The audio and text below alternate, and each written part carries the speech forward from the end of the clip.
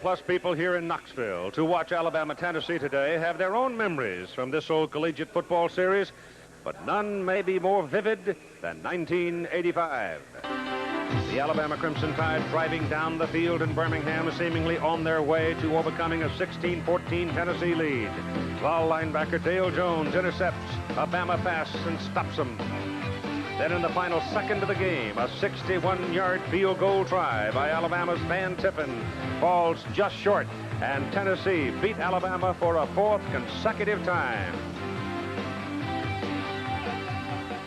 ABC Sports presents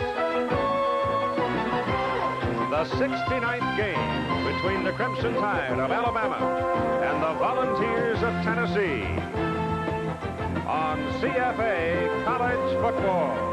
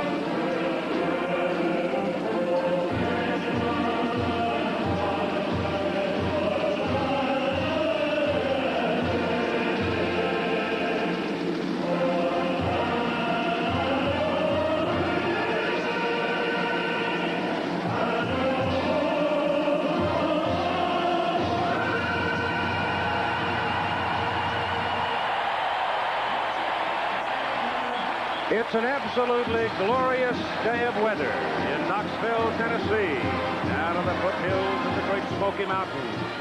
And this stadium today may, in the final count, offer a record crowd. It could be. But we know they seat just over 91,000, and we know all the seats have been spoken for. So it's going to be one of the big crowds in college football for this year. And you heard right, Tennessee has beaten Alabama 4 straight years, a scalding fact for Coach Ray Perkins and his Red Elephants. And the Tennessee Volunteers, a bit of a disappointing team, and a start of the season for the Sugar Bowl champions so far, 2-3, as you look through the bars of a face mask.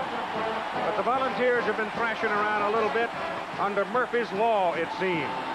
But remember this. This game today against Ofo, Alabama, is a season maker. And just down the street from the stadium stands this church with this sign in front of it. It says football is just a game spiritually, nevertheless beats Bama. So it reaches all levels, and here's the Crimson Tide coming into the stadium with a record of 6-0, ranked second in the nation. They will play today before one of the largest hostile crowds that some of these young men will have ever faced. Now, Alabama has not given up on defense a single point over the last 6 quarters. And let's go to that subject now with Tim Brandt and talk about this bunch of crunchers wearing the white today. And on defense, they are red elephants, but the biggest elephant of all has got to be Cornelius Bennett, that linebacker. And he is fun to watch, Keith. You know, Alabama will play their All-American linebacker to the wide side of the field just to watch teams run to the short side, into the boundary. They can force teams into a certain situation because it seems they all like to run away from Cornelius Bennett. So Alabama comes back and they move Cornelius Bennett from side to side, which consequently throws the opponents out of their rhythm. Cornelius Bennett is an impact player. Ironically, when I was talking with Ray Perkins yesterday, who also coached in the National Football League, I asked him, what makes Cornelius Bennett so special? Well, I think the thing that separates him, you know, he's got great ability. He's not the only person alive that's got great ability. He's not the only person that's 6'3", 6'4", that's 230, 235, and runs a 4.4 40, and that's strong, and that's got quick, cat-like quickness and change of directions and great athletic ability and so forth. He's not the only one that possesses those type of things. The thing that separates Cornelius Bennett with somebody else that have those similar abilities is that he's got a deep burning pride deep down in him that wants to be the best. Plays every play like it's his last, whether it's in practice or whether it's in a game. Tennessee also has an All-American linebacker, but he is a different type player. Dale Jones does not possess the type of natural athletic ability that Cornelius Bennett has, but he is smart, he is tenacious, he has intestinal fortitude, and he is an overachiever. He is not the reason that Tennessee is 2-3 on this season. The reason is they've had some critical breakdowns in crucial situations from various players, but they've also had a lot of injuries. Specifically, William Howard, who is the nation's leading scorer, has 10 touchdowns, 62 points. He will not play today. He's out with a knee injury. There have been other injuries, especially at the running back position, and consequently now, Tennessee has to play some 18-year-olds, guys that were in high school 5 months ago, and that's not the way you beat Alabama, and that has Johnny Majors concerned. Right now, we're going to be playing without the nation's leading scorer, William Howard, who's out of the game with a knee ligament. Our outstanding sophomore, who was a good freshman last year, Keith Davis, who's going to be playing sparingly. He's our leading runner, frankly. Pete Panuska, another tailback's out. So we're going to be playing 2 freshmen for the first time, regular freshmen, and starting a redshirt freshman at tailback, Bando Davis. The series record, as you can see, stretches over a lot of years, all the way back to 1901. But tuck this away, Tennessee was the last team to beat Alabama.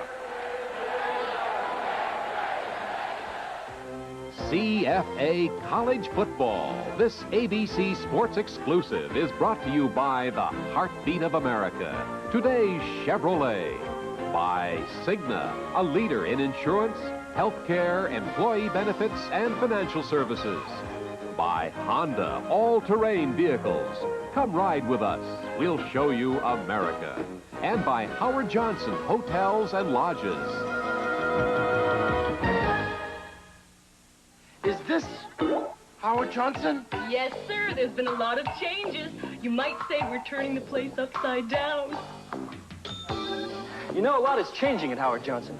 New rooms, new furnishings, and new attention to service. It's different. I like it. 1 second. I'm just straightening up.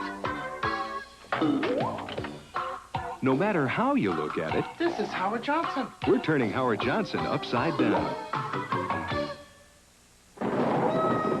You know, the weirdest things happen to me, Elvira, Mistress of the Dark. I mean, here I am stocking up for Halloween. I got my steaks, got my ribs. Then when I ask the stock boy where the Coors Light is stacked, he points me to the Coors and Coors Light Halloween display, and I'm on it.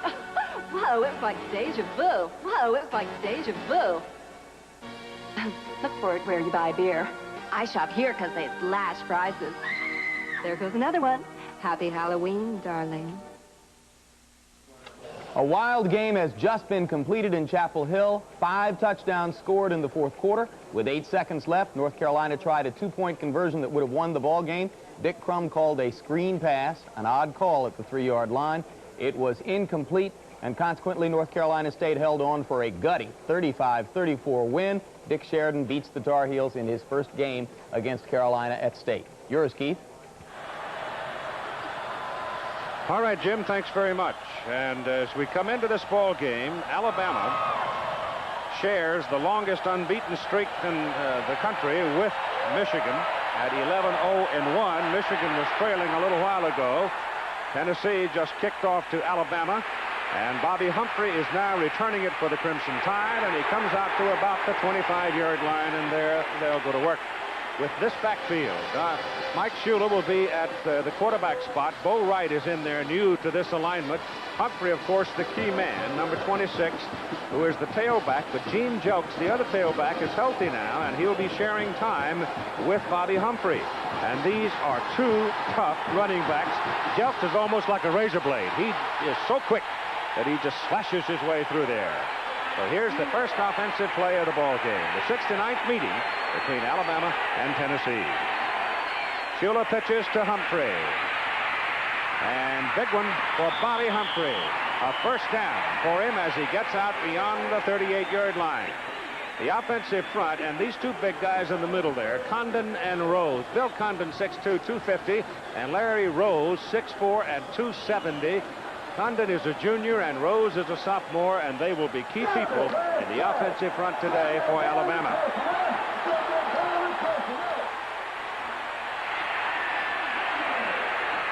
Just short of the 39. First down for the Tide. Again, it is Humphrey carrying the ball, and again there is daylight in the middle as he's out past the 41, close to the 42. The Tennessee defense. Now, the linebackers in Tennessee's football history have always been great, it seems. But there's a big guy down in the trenches, number 59, who's going to be very important for them today. Mark Hovanek, 6'3", 255 from Yorktown, Virginia, is going to have a big game. He's going to have to anchor things down where the big guys work. And he will probably be considered capable because he's tough. This is Humphrey going for the outside. And the pulling guard gives him some room as he lays a solid block, opening the door, and the gain is out close to the 49-yard line before Andre Kramer brings him down. Larry Rose, watch him pull out here and lead the way. Keith, it is critical that Tennessee stops Alabama on the first drive. They've got to keep the crowd in the ball game because, quite frankly, right now they don't have the personnel to play with Alabama competitively.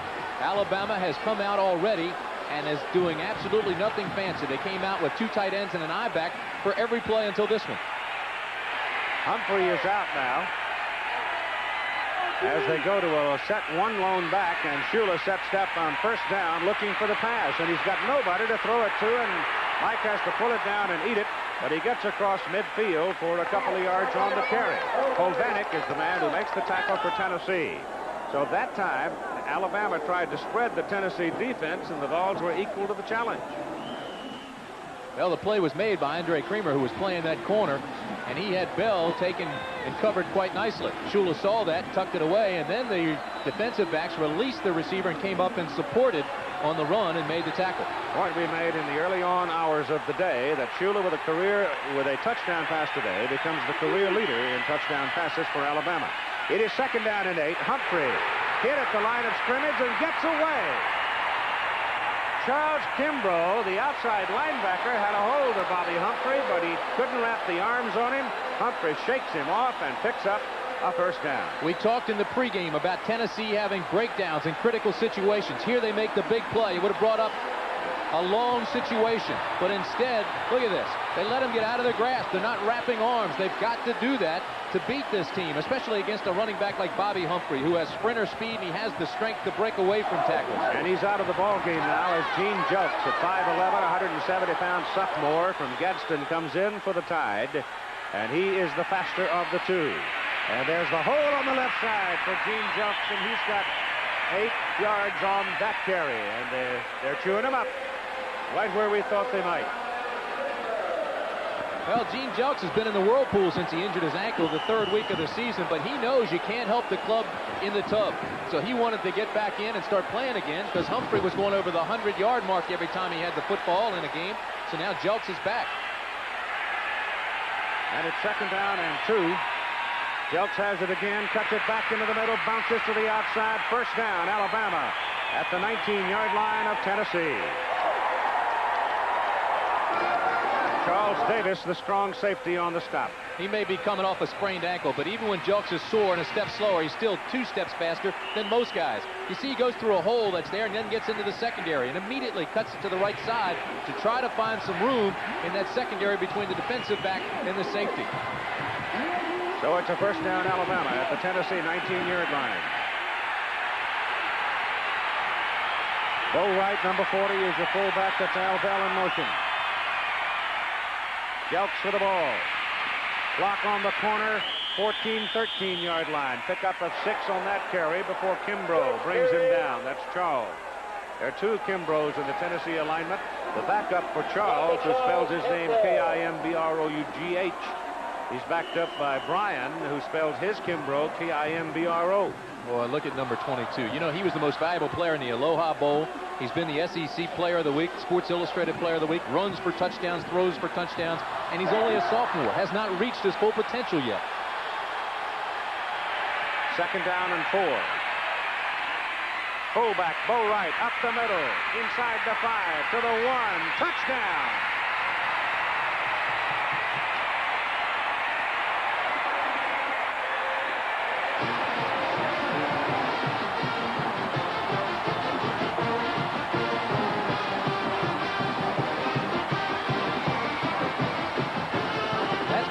football, nothing fancy. Bo Wright is thick. He's 5'11", 215 pounds, and he has that low center of gravity, and you'll see him as he gets to the 3 now.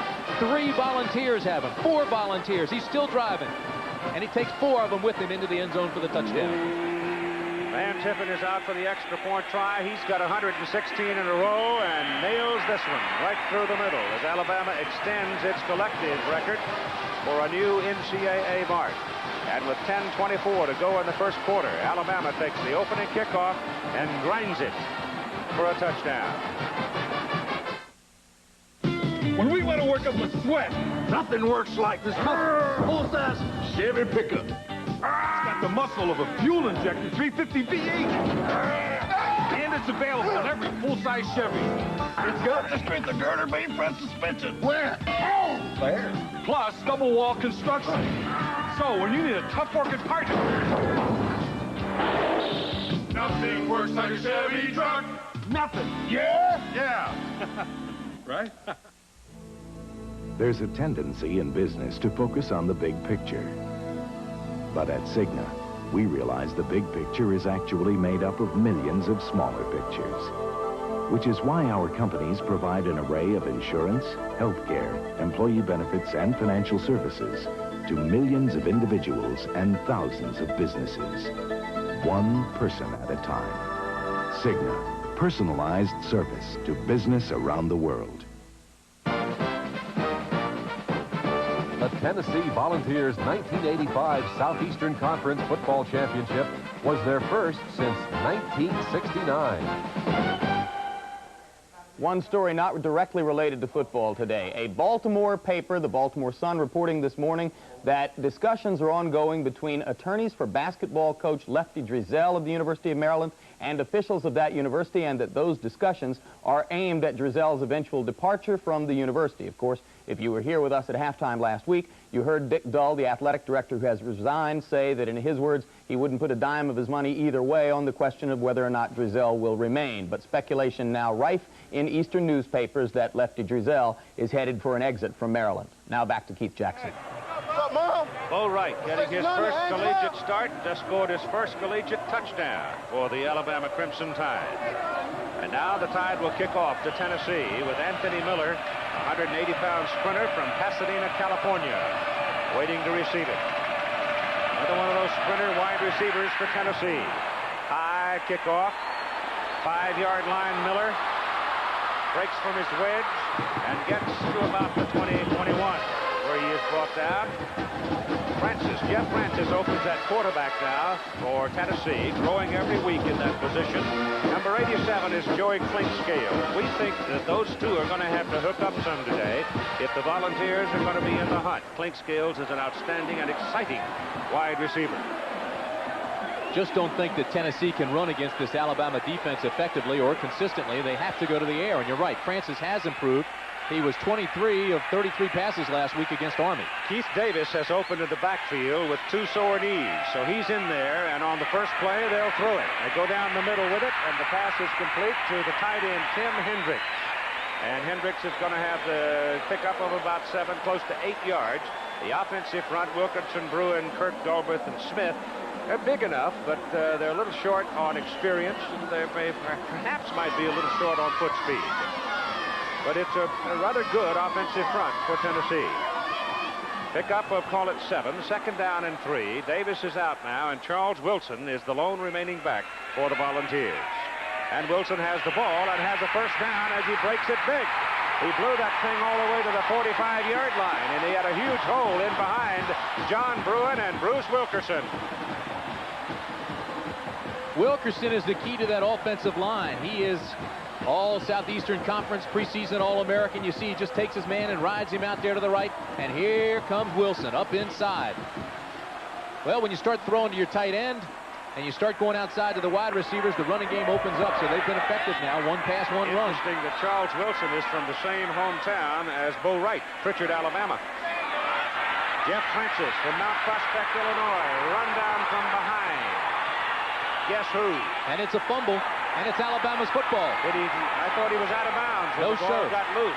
Dropped the ball before he went out, and again, it's all everything. Cornelius Bennett coming from the backside, and nobody does that better. Best athlete in college football on defense right there, 97. They run away from him constantly. He chases them down from the backside. Yeah, he went out of bounds all right, but he left the ball behind him, and Derek Slaughter recovered. 4.5 speed, and that is a big man. But as Ray Perkins said, he's all out on every single play. He never quits. The play go away, he chases them down from the back. Alabama's football. Come ride with me and I'll take you where you never been before. Ride with me and I'll show you that there's really so much more. There's a place you'll never know. Come on down, don't miss the show. Ride with me and I'll show you America. On a Honda ATV, the end of the road is just the beginning. With the Hayes modem, a sales manager can check inventories in manufacturing or track shipments through the mainframe across the country. A lawyer can get precedents to prepare a brief. A farmer can check commodity prices to determine when to sell. And an investor can get the information he needs from Dow Jones, Dun & Bradstreet, or even the government. The Hayes modem. It's like fitting a 10,000 book library in a 10-inch case.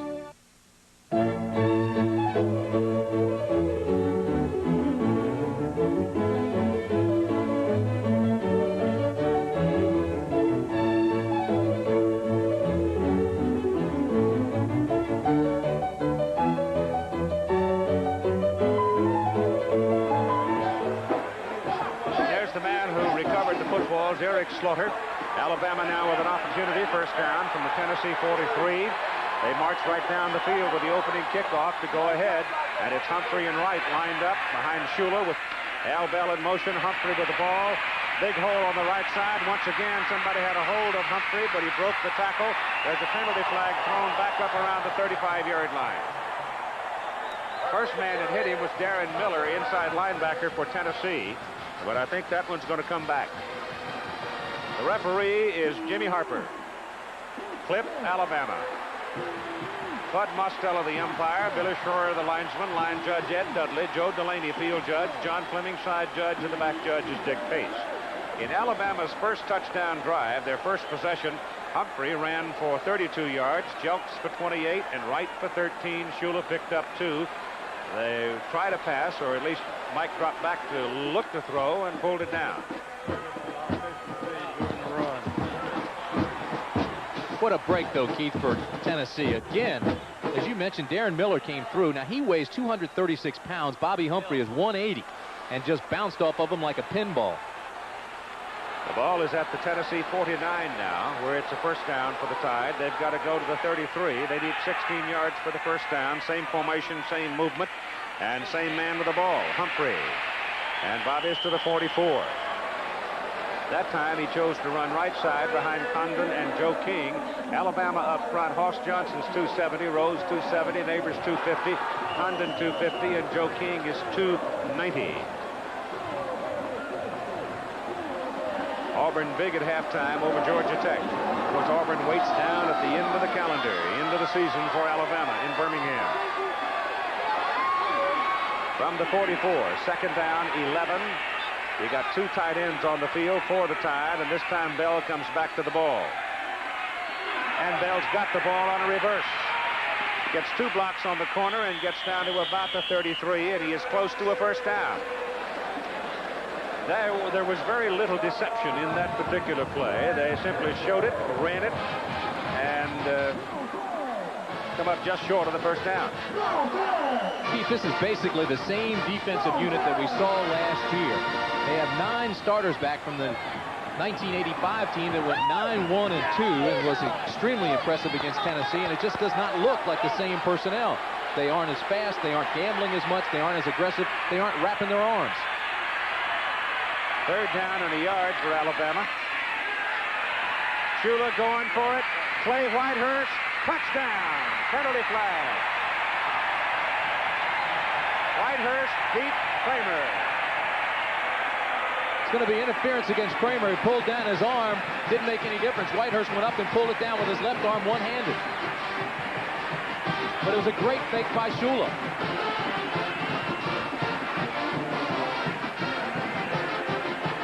Touchdown. Penalty was being forced on the kickoff. Clay Whitehurst coming home. He is from Nashville. Paul Bryant wrote him a letter when he was 10 years old.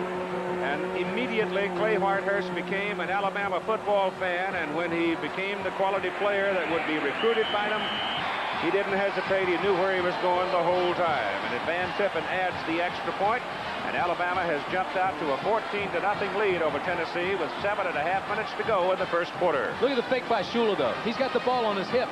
Now everybody is frozen. Kramer is 2 steps behind already, and here he comes. See that? He holds his right arm, the left arm goes up and makes the catch. Tremendous execution by Whitehurst. And remember this, Ray Perkins has never beaten Tennessee. Right now, he's got a 14-0 lead in the first quarter. To break free. To reach new heights. To accept the challenge. To master a more demanding world. Feel the pride. Show the world your U.S. Navy. Live the adventure. Call 1-800-327-NAVY.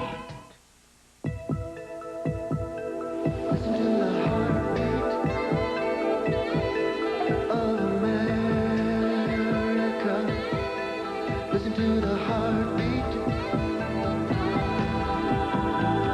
When it's time for a change, put yourself in today's Chevy Cavalier and listen to your heartbeat. The heartbeat of America. That's today's A battle of the unbeatens. Alabama is second-ranked in the nation. Paterno's Penn State squad is number 5. Coverage begins with College Football Today, next Saturday.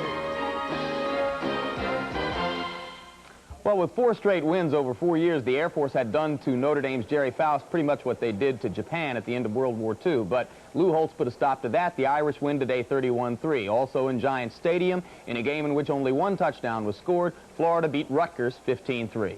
Keith? And Alabama here in Knoxville will kick off from midfield because of the defensive pass interference against Alabama. It is 14-0 Bama, and Anthony Miller is the deep man for Tennessee. Van Tippen will kick it off. The Tide rolling for a shootout with Penn State next Saturday in Tuscaloosa, which you'll see on ABC. High kickoff. Won't be, oh, he fumbles the ball. It's loose on the ground. Alabama's got the ball.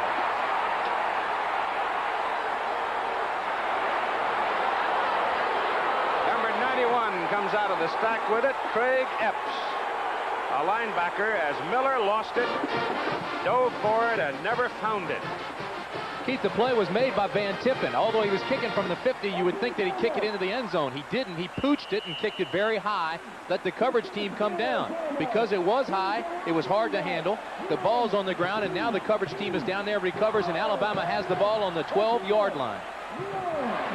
Second turnover for Tennessee. Alabama cashed in the first one from 43 yards, and they're trying to cash this one in from 12. Shula pitches to Humphrey. He's got daylight on the left side and down to the 5. The Alabama offensive front right now in this ball game is just blowing Tennessee off the ball. They're blowing them right off the line of scrimmage.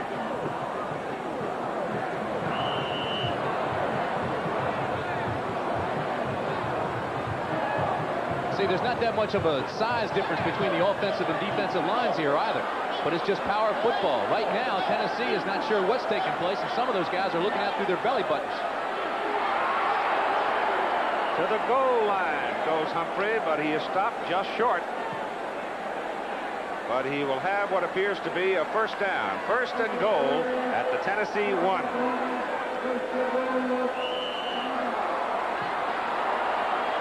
So the Tide trying to jump early on Tennessee, leading 14-0. They've got a first and goal. The ball is at the Volunteer 1. 2 turnovers by Tennessee, and it looks like Alabama's going to cash them both.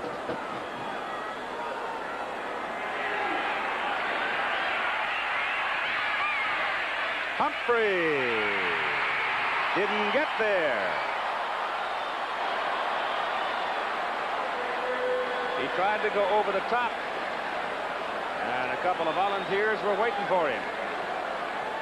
See the defensive line? Every one of them, submarine. They established a new line of scrimmage deep now on the offensive line of the scrimmage. That's exactly what you have to do. Create a pileup and let the linebackers fill and come over the top and meet the ball carrier, who also is going to try to take that aerial route. Need about a foot.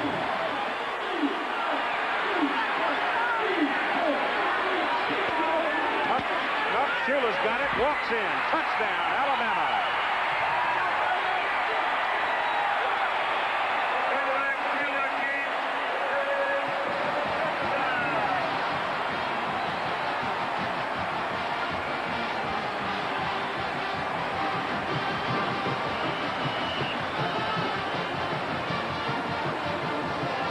Alabama, 9 minutes, 138 yards, and if Van Tiffin's successful here, 21 points. But it's 2 turnovers by Tennessee that has just absolutely deflated their sails. The kick is good. So he's got 119 in a row himself with 5:40 to go in the first quarter. It's now 21-0 Alabama.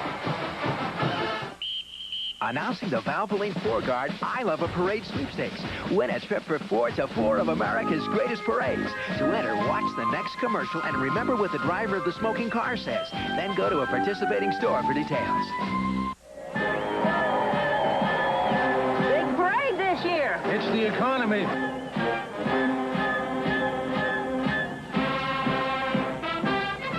Oh, Russell, what kind of motor oil are you using? Motor oil is motor oil. Motor oil definitely is not motor oil. A 4-cylinder engine works harder and needs the extra protection of specially formulated Valvoline 4-Guard. Not much of a parade this year. It's the economy. Oh, Russell. Guess what thousands of doctors are recommending for women who need extra calcium? Tums. Surprised? It's true. Tums isn't just a great antacid, it's also rich in calcium.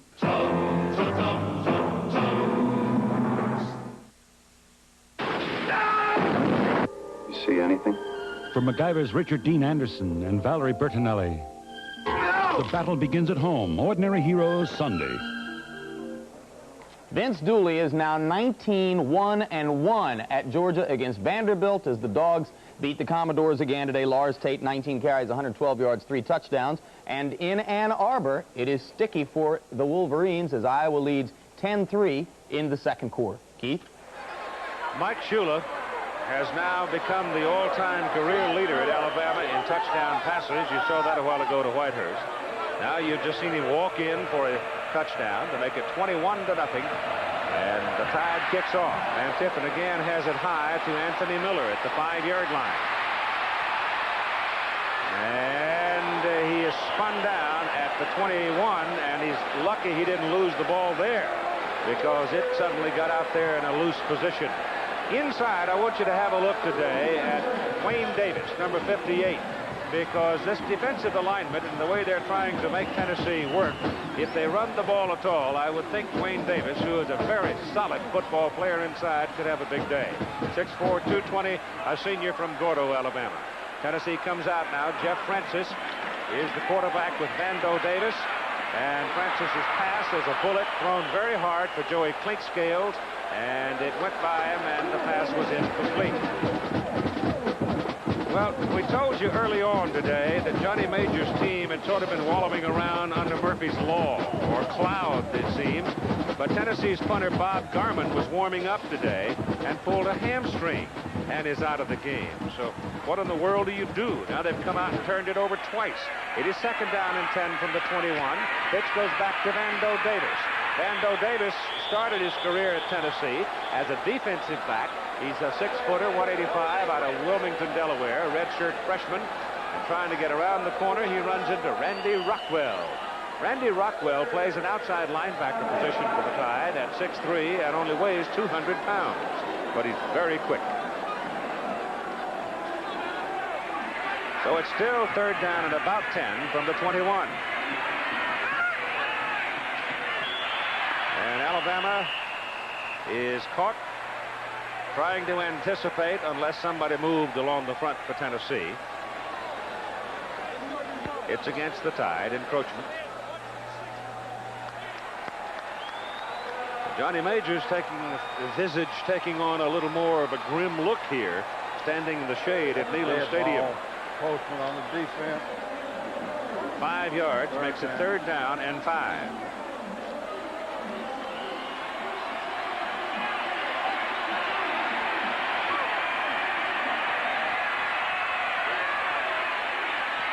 Francis to throw. Pass is away. Pass is good for a 1st down.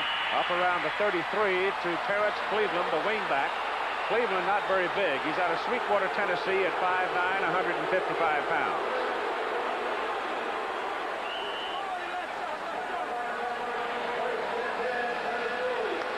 Keith, when you think about it, everything that could go Tennessee's way last year did. They won 9 ball games, going to the Sugar Bowl, and beat Miami decisively. Everything that could go wrong for Tennessee this year has. On 1st down for Tennessee, the ball out near the 34. Francis back to pass, swings it out, and the ball is dropped by Vando Davis. It'll be 2nd down and 10. Let's join Mike Adamle. Well, Keith, as you and Tim mentioned at the top of the show, one of the reasons Tennessee is hurting this afternoon is because of the loss of their fine fullback, William Howard. He was the nation's leading scorer. Now he's troubled by a bad knee. William, it's got to be awfully tough to see your teammates down 21-0 and not being able to do anything about it. Oh, no doubt. It definitely is. I have had a strained knee this week, and Alabama showed some explosiveness on offense, and we got to get after them second half and continue out this 1st half and just come out and execute our offense and try to get back in the game. Offensively, what's happening out there? What's not happening, rather? Well, we just haven't really had a chance to move the ball yet. We had a fumble early in the game by Francis, and we also had one on the kickoff. And our offense just hasn't had a chance to get in there and execute yet. Well, maybe Jeff Francis and company can get it going. You need it bad now. I sure hope so. Okay, thanks, William. Keith? This quick drop pass is away. The pass is caught for an 8-yard pickup. And Jeff Francis, just as he released the ball, was punished by Cornelius Bennett. He changed the play at the line of scrimmage. Nonetheless, Bennett is coming to the left, or coming from the backside again. He gets by Vando Davis and makes the hit. But I think that's why Francis changed the play. He saw Bennett line up on the left side. He looked to the right side and called the audible and tried to get the quick pass to that side. Pass was good for 9 yards. Keith Davis is back in. 3rd down and 1 now for the Volunteers. Trying to pick up their 2nd 1st down, give the ball to Wilson, and Charles Wilson hammers his way to the 45, and the Volunteers do have their 1st down.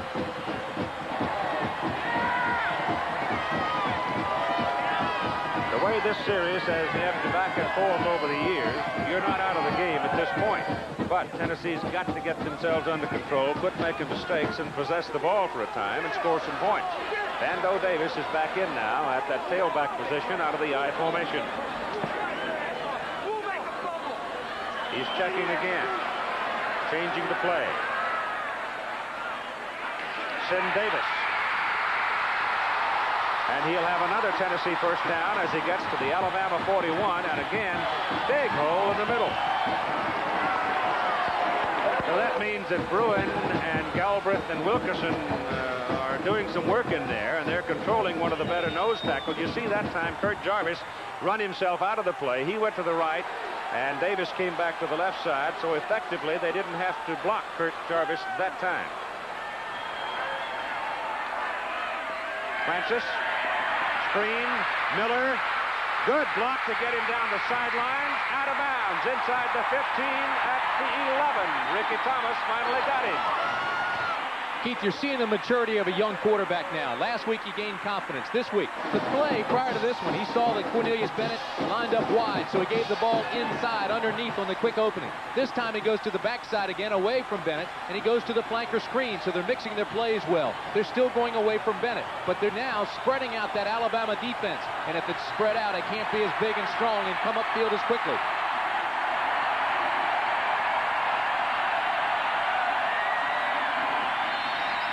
Francis gives the ball inside, and Vando Davis running very well. Finds his way all the way to the 5 before they can bring him down. Maybe the 4. That's where they put the ball. So they can get a first down if they can punch it just inside the 2. Right now, it's second down at the Alabama 4. Keith Davis goes in, replacing Vando Davis.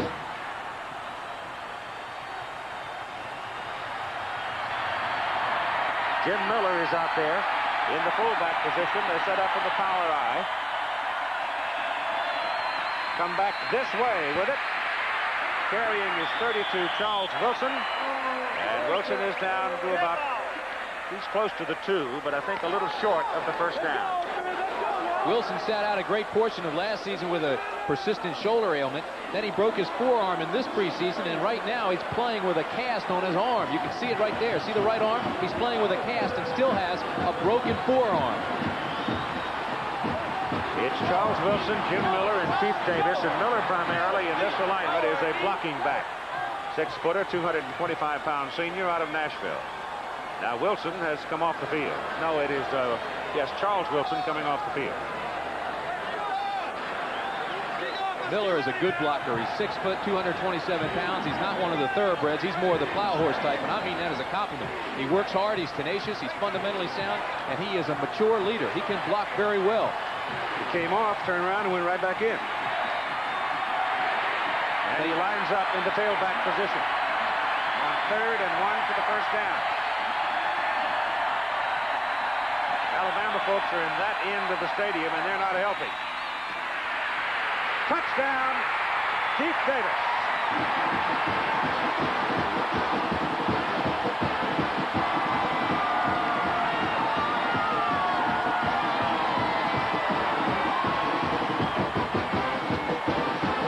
You just brought the crowd back into the ball game. You also just built the confidence of a very young Tennessee team. That was a very well executed offensive series. They spread the defense out. They ran away from Cornelius Bennett. When he came to the outside, they went to the inside. When he positioned himself inside, then they went on the quick flanker screen. Randy Sanders to hold. Carlos Revez to try the extra point. The snap was wide. Sanders held it, and Revez knocks it through. With 1:07 to go in the first quarter, Tennessee gets on the board. It's now 21-7, and here's the Alabama campus.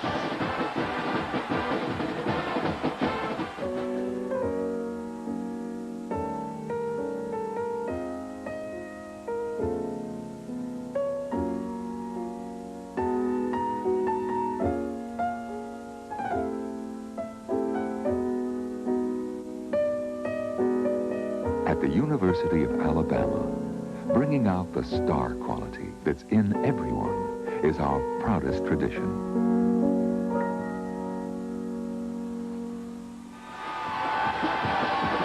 You talk about the Tennessee crowd getting into it, just listen.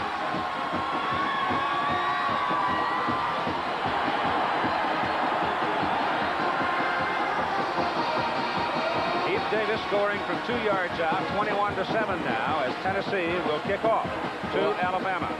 And the Tide sends Bobby Humphrey as their deep man. Tennessee running off 11 plays to go to 79 yards to get the touchdown. See Keith Davis turn to the camera and wave. One of the coaches grabbed him immediately and said, hey, come on, we've got a long way to go. Get away from the camera and let's play football.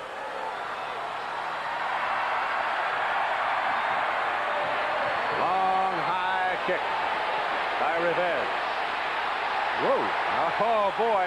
He stopped just short of the goal line. He almost stepped on the goal line, which would have put him in some trouble. Here's Mike Adamle again.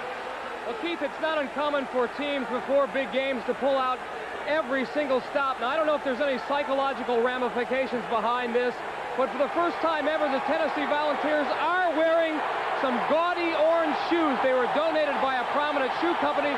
Now, if you click your heels 3 times, you won't go to Kansas, but you might get yourself in the Alabama end zone. So far, it's only happened once this afternoon. Keith? Al Bell goes in motion for the Tide.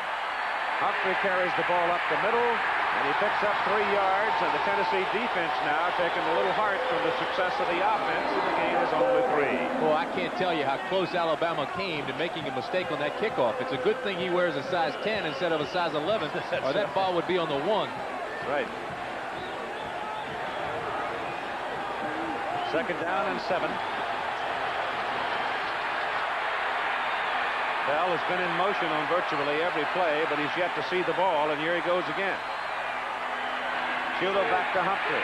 2 blockers in front of him. Big hole. First down. Alabama up at the 37. My gosh, the 2 pulling linemen were out there all by themselves. The other guys had sealed inside, and he had an escort for that first down. Yeah, but see what Alabama's doing is, you're right, they're running Bell across there in motion, and they're running people out. They're using him to take Charles Davis out of that side, and then when he goes across, then they come back with Humphrey where Charles Davis was supposed to be. So Tennessee has to change its defense a little bit, be more aggressive, maybe not follow the motion man across the field, because they're using that motion man to take and position the defensive players. And there he is right there. That's Charles Davis. Shaken up a little bit, so he's out of the ball game. Gene Jelks goes back in at tailback for Alabama. Jelks relieving Humphrey, and both of them were very prominent in that opening touchdown drive. Victor Peppers is now in for Tennessee at a cornerback spot, replacing Davis. And here's Jelks wiggling through the traffic and getting up to the 46-yard line, and that's a pickup of about 8 yards as the first quarter has come to a close after 1 in Knoxville. Alabama 21, Tennessee 7. When me and my buddies head off to West Texas, nothing works like my Chevy S10 Maxi Cab 4x4. With Instatrack 4-wheel drive, the optional off-road suspension, it can take it to the wildest place in the West. The Terlingua Chili Cook-Off. Come and get it! Good, huh? Nothing works like a Chevy truck. Nothing. Who says you can't have old world taste and a new world waste? Old world aging and the new world's youthful spirit. Europe's finest hops in America's finest light beer. Michelob Light, old world quality from Anheuser-Busch. Michelob Light, the best of both worlds. Michelob Light, oh yes you can have it all. There's a tendency in business to focus on the big picture. But at Cigna, we realize the big picture is actually made up of millions of smaller pictures, which is why our companies provide an array of insurance, healthcare, employee benefits, and financial services to millions of individuals and thousands of businesses. One person at a time. Cigna, personalized service to business around the world. Power your business software into a new dimension with the Tandy 3000 computer. Important data is only milliseconds away from an advanced 286 microprocessor that delivers high-speed performance and PC compatibility. You can add up to 12 million bytes of memory and expand by sharing that power with others in your office. Discover the Tandy 3000 family of value-priced business computers at Radio Shack Computer Centers. We move to quarter number 2. That tailback combination of Jelks and Humphrey has now counted for 101 yards of the ball game on 14 carries. It is second down and a long 2 for the Tide. At their own 46, they give it a Bo Wright. Bo Wright, the fullback, cuts back against the grain, muscles one man for a first down. At least it appears to be a first down as he's just over the 48-yard line. They'll check it to make sure. Charles Davis, incidentally, is back into the game after having missed the one play being shaken up. While they've checked with the change, as Davis back. Lindsey Nelson, one of the fine gentlemen in our business. They now accord the first down to Alabama. Among those watching today, Lindsey is now teaching here at the University of Tennessee. Always fun to see Lindsey. From the 48. Shula pitches back to Jelks. And good defensive play by Dale Jones. He got one hand and hung on. Keith, that's better than a good defensive play. That's a great defensive play by that linebacker. He came through, and watch him split the backs, the blocks rather. He comes upfield quickly. All right, he gets rid of the first block. That's what you have to do. Squares his shoulders now, takes on the second blocker, and then finally splits them and reaches out to make the tackle one-handed. That's great body strength. Howard Cross was trying to hold him with the belt buckle, keep him from getting through there. Hey, listen, though. He was raised in a family of 13 kids. He's competitive. He knows that feeling. He can get out of it. Second down, 11. Jelks is out. Wright alone remaining back, and Bo Wright bounces outside, and he is knocked out of bounds at the Tennessee 43 by Andre Kramer. So he almost exploded into the open. If Kramer doesn't get him, he's gone.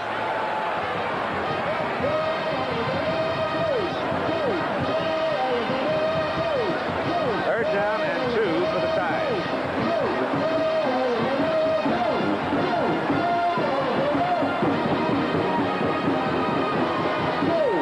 Jelks comes back at tailback.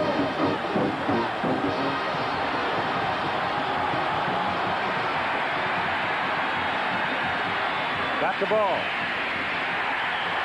And don't think he has the first down. Tennessee jumped him pretty well that time as Alabama tried to muscle him, and the Volunteers clogged it up.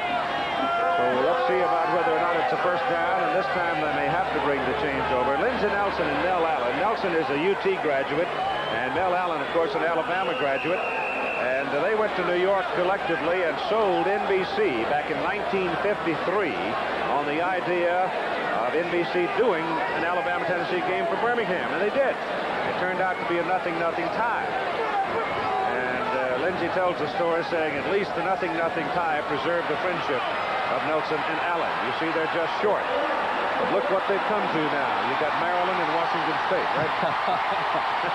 But I want to take this opportunity, though, because somebody very special, not only to me, but to all the college football fans in America. And that's Keith Jackson is celebrating his birthday today, 58 years young. Congratulations, Keith. Thank you, Tim. I guess that means that since Congress passed new legislation on mandatory retirement last Friday, it means I can hang around for a few years longer and irritate the sports TV critics, right? Chris Moore is in to punt. The deep man is Andre Kramer, defensive back. Tennessee peels off. Chris Moore puts it mile high and hangs it into the end zone. He was trying to hit the coffin corner with it and missed it. It'll be a 42-yard punt for Chris Moore. 21-7 Alabama with 13-14 to go in the first half. Listen to the heartbeat.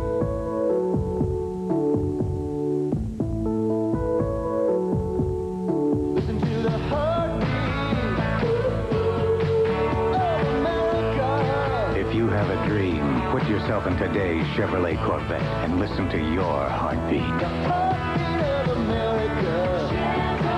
That's today's Chevrolet.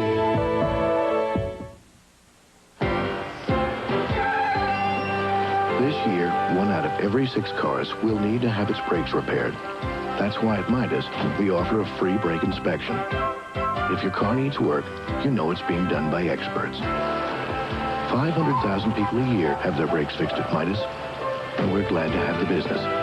But more important, we appreciate the trust. Take it to Midas. Take it to someone you trust. The Denver Broncos. Quarterback John Elway has their offense going full steam ahead, but the New York Jets plan to derail the Bronco Express on ABC's Monday Night Football. No, my wife did not print that. Here's Tennessee, first down at their own 20, a 21-7 Alabama lead.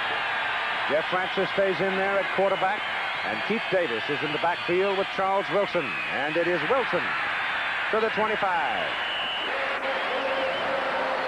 I want you to look first in the left-hand column, the Alabama column, 128 yards rushing to just 42 for Tennessee. Now stay in that right-hand column, the Tennessee column, and come all the way down to turnovers, 2 for Tennessee, and that's the difference thus far in this ballgame. Second down, 5.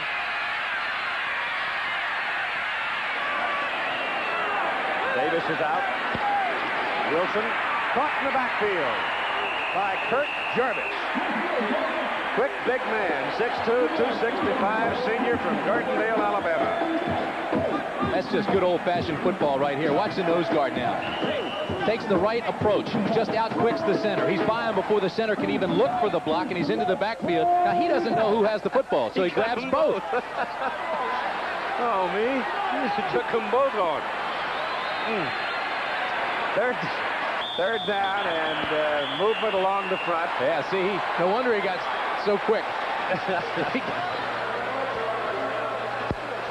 Third down and about 8 at that point. That dead ball encroachment on the defense. Yeah. See, old Kirk jumped across early that time. He wanted another lick. Wanted another one. Well, Alabama, you're watching today against Tennessee. Next week from Tuscaloosa, it'll be Penn State. The Nittany Lions undefeated. And Alabama hoping to go to the ball game undefeated. Penn State having things in hand pretty well today against Syracuse, leading 35-3 in the second half. Now it is third down and 4 for the Volunteers. Francis has good protection, swings it out, and they're short of the first down. I do think they're going to mark him a little short of the first down. Keith Davis, who was the safety valve, got the ball, but when he turned it upfield, he got it. Just by an inch, he got it. The Alabama defender had him bent back a little bit, but that third effort got him the first down. Well, again, see, now you watch. Francis will look to the right side and then all of a sudden go back on the little swing pass. He knows he's got some room back here in a one-on-one situation. Here comes the marking. Oh, that was Terry close. Thomas, outside backer that hit him on first down. Got a man, Anthony Miller, wide open. He's on his way. Touchdown, Tennessee. So Jeff Francis unloads a big one to Anthony Miller, and Neyland Stadium erupts.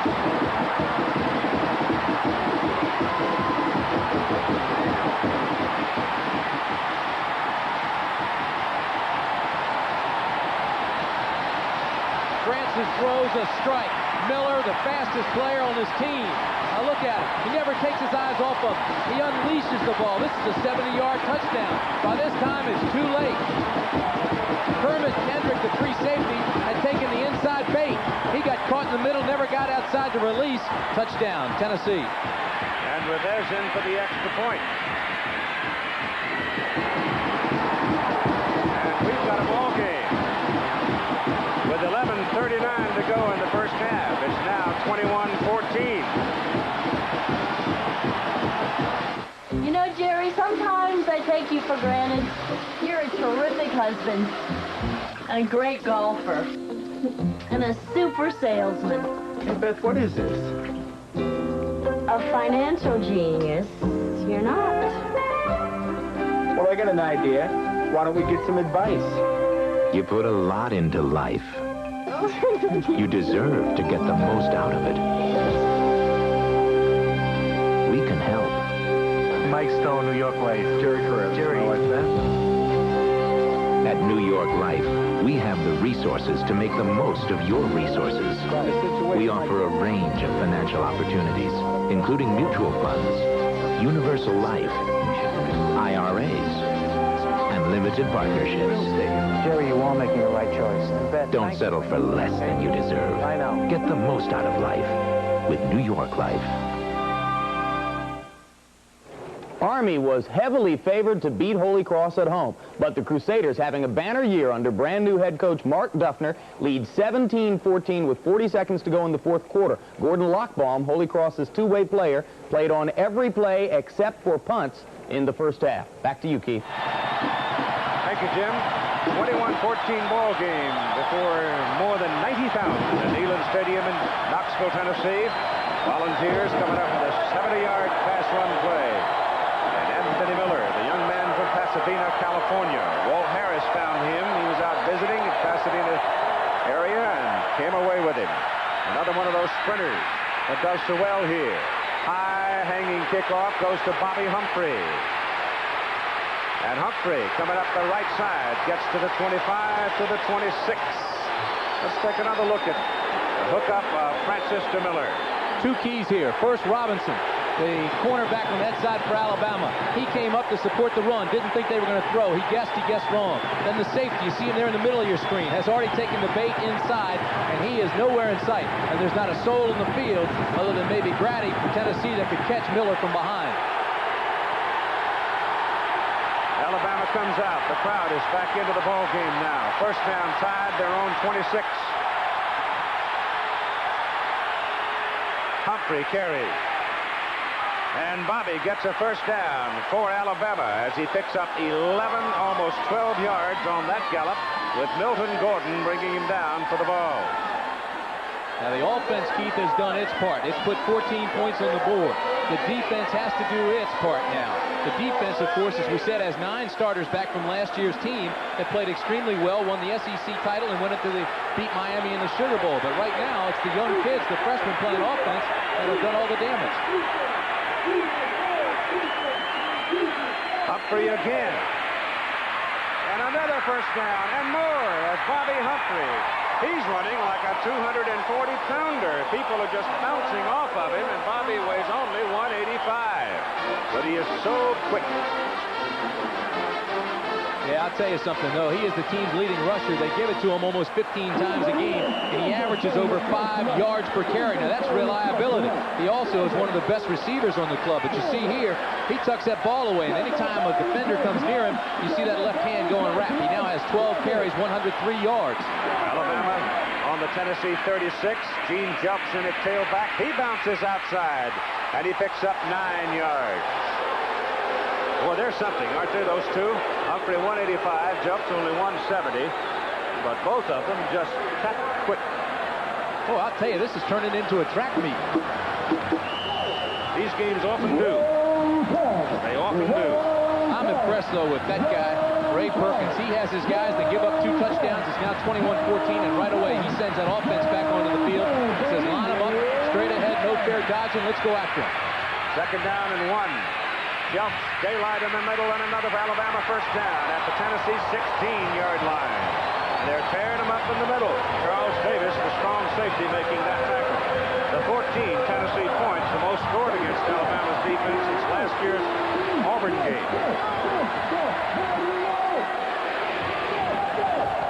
That offensive line goes 270, 270, 250, 250, and 290. And they're using every bit of that strength right now. First down tied, Volunteers 16. Jelks again. Clogged up, bounces on outside, and picks up another 8 yards. Tennessee has to surround him. They've got to get more leverage on the corner. The outside linebackers have to force everything back inside because Jelks and Humphrey are taking that corner and picking up 5, 10 yards at a carry. They've got to pinch him back in. Timeout called by Tennessee. It'll be second down and 4 Alabama inside the Tennessee 10 when we come back. Listen to the heartbeat of America. Listen to the heartbeat of America. Oh, yeah. It's the rhythm on the road. It's the pulse on the street. City and town, magic sound. Feel the heartbeat of America. Chevrolet. To photograph the Earth's resources from the air, they say you need a camera that can see through clouds. Can't be done. But Goodyear said, Let's try a new way. and developed a special kind of radar. Goodyear? Yeah, the Aerospace Group. Radar that not only sees through clouds, but gives you pictures as sharp as some cameras. Good thing we didn't listen to what they say. Goodyear. A battle of the unbeatens. Alabama is second-ranked in the nation. Paterno's Penn State squad is number 5. Coverage begins with College Football Today next Saturday. Ray Perkins looking for his first win since he became the head man at Alabama against Tennessee. Johnny Majors has won 4 in a row.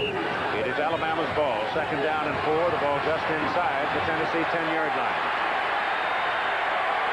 Jelks and Bo Wright split in the backfield now. New alignment for the Tide. Jelks. He's got the first down as he gets inside the 5 to the 4. It'll be first and goal, Alabama.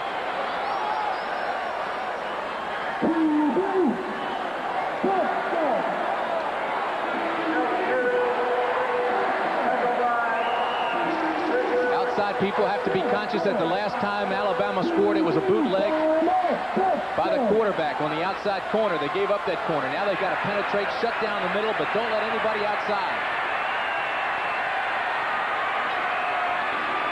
Jelks. Touchdown.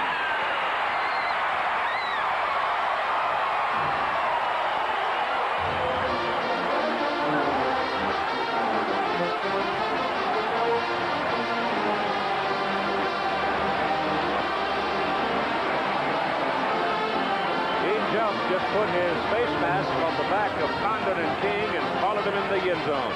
Boy, you've got that right. You can see him pulling. Even Neighbors got out there this time, and instead of going straight ahead, they sliced to the right. He's got all kinds of big folks out in front of him, and he just takes the one tackler into the end zone with him. And Tippin for the extra point.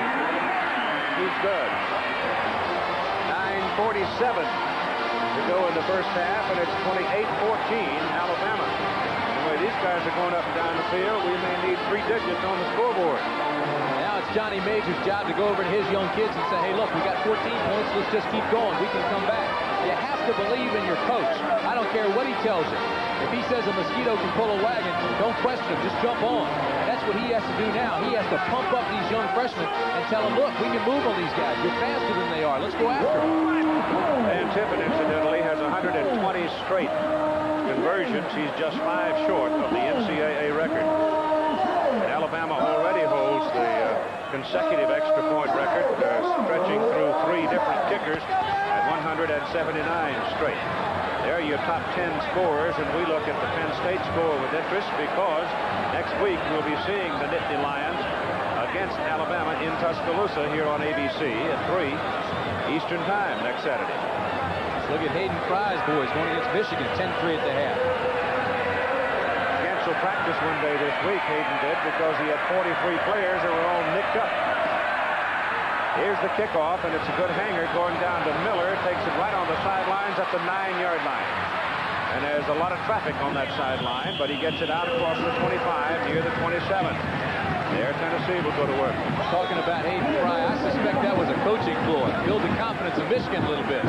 Telling them, painting the moon blue, saying all our guys are banged up. We don't even know if we'll be able to field a team. Then come out and just take them to task.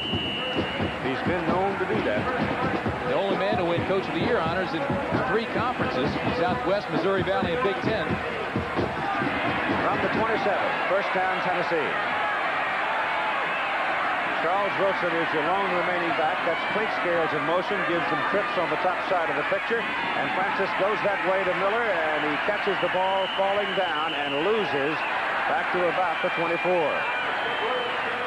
He may have had a little daylight. He had a couple of blockers in front of him, what with the 3 wide receivers on that side, but lost his footing.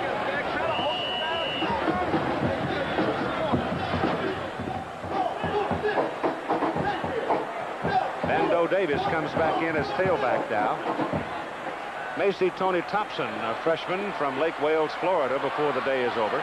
Miller and Clinkscales, the wide people, on second down and close to 14.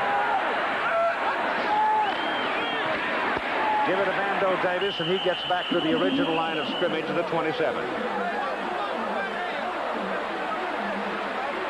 They say Tony Thompson had a very, very good week of practice, and he's an exciting little guy, 5'8", 175, out of Lake Wales, Florida.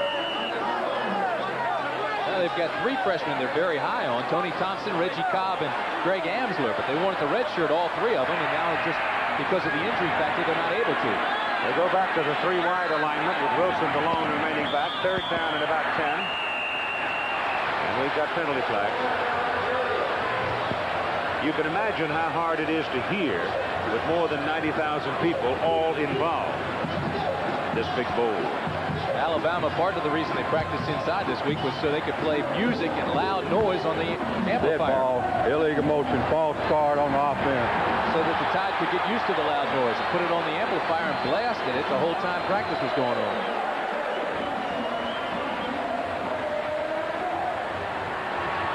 There's a look at Neyland Stadium.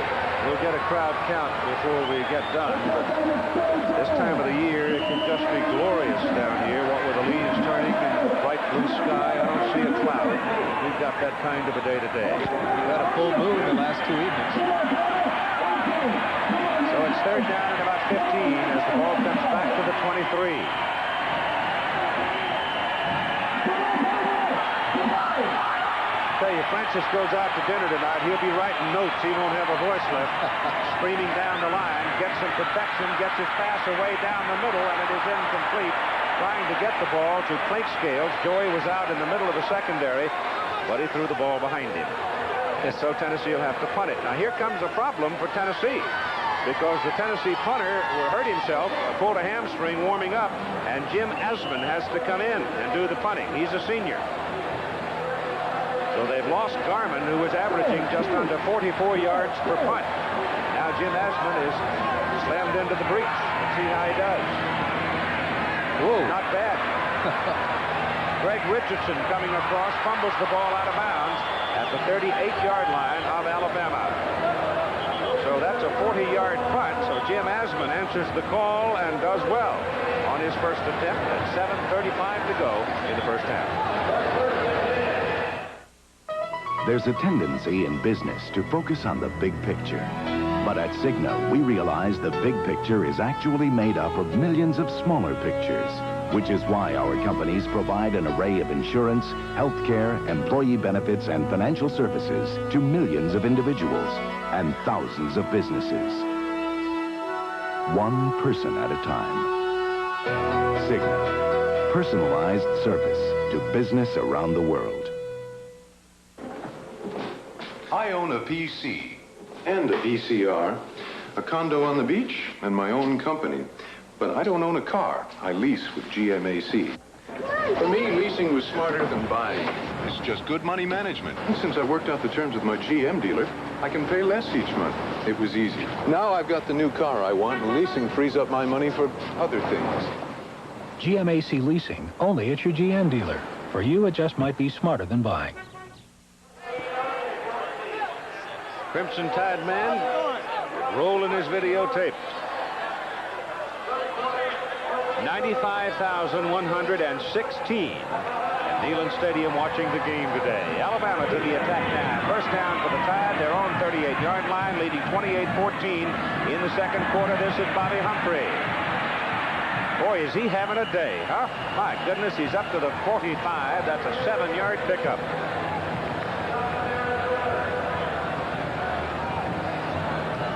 Humphrey has carried 13 times in the first half, picked up 110 yards.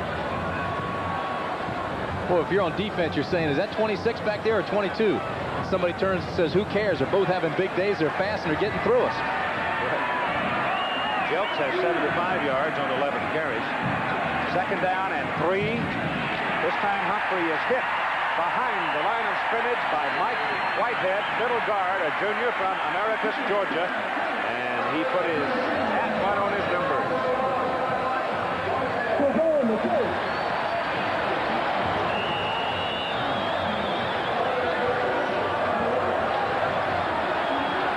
Bobby Humphrey gained over 7,000 yards as a high school player, and you can only speculate on how good he can become.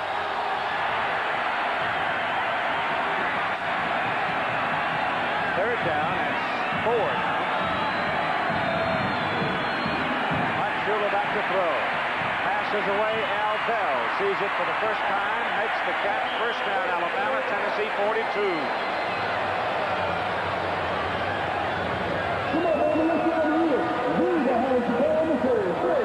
Kenny Donahue, the defensive coordinator at Tennessee, who did such a sensational job last year, puts in a very aggressive defense, gambles quite a bit, likes to blitz. That time they had man coverage, and you can't guard him man-to-man. They also sent Humphrey out to clear out. Not a pick, but it sure was a clear out that took the corner and sent Bell underneath of it. Of course, they tease you with Bell before they ever give it to him. This is Bo Wright, big hole. First down, Alabama, inside the 30 at the 29. Bo Wright may have taken a hold of that starting fullback job. This is a guy that's played 3 different positions at Alabama. I think he's finally found a home. He's a little guy. He gets lost behind the big ones. He's only 5'11", but he's powerful. See how low he stays to the ground? And after he's hit once, then he even gets lower. Bill Condon, 77. Watch him. Took the man right out of it. Handoff goes to Bo Wright again, and Wright finding not much outside, cut it back inside and picked up about 5 yards. Well, we'll find out something, won't we, next Monday night when the Denver Broncos play the New York Jets. Broncos are undefeated at 6-0. Jets 5-1. Should be a tremendous game, 9 o'clock Eastern time.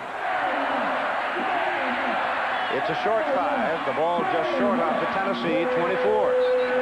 5:15 to go first half. Right again. 2 yards that time. The biggest crowd they have ever had at Neyland Stadium was last year, Vanderbilt in Tennessee, 97,372. But this 95-plus bunch today will get into the top 10 in all-time attendance marks. Well, you know, I can't help but think back to that replay we just showed of Condon. Just standing the man straight up. I don't care how big you are. Once you stand him up, you can control him. Condon, one of the strongest men on the offensive line. He squats 606 pounds. Bobby Humphrey to tailback. There's contact along the line of scrimmage. On 3rd down and about 2.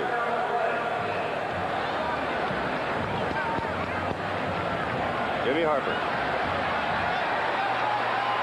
against Alabama. Greg Richardson comes into the lineup now for the Tide, and Angelo Stafford goes out at tight end. Dead ball, false start on the offense. And Alabama looking at 3rd down and about 7. Just inside the Tennessee 27. It's a big break for Tennessee now. This is a big 3rd down play. They're going to send Richardson and Bell out here together. Bottom of the picture. That's double trouble. Here comes Jones, too.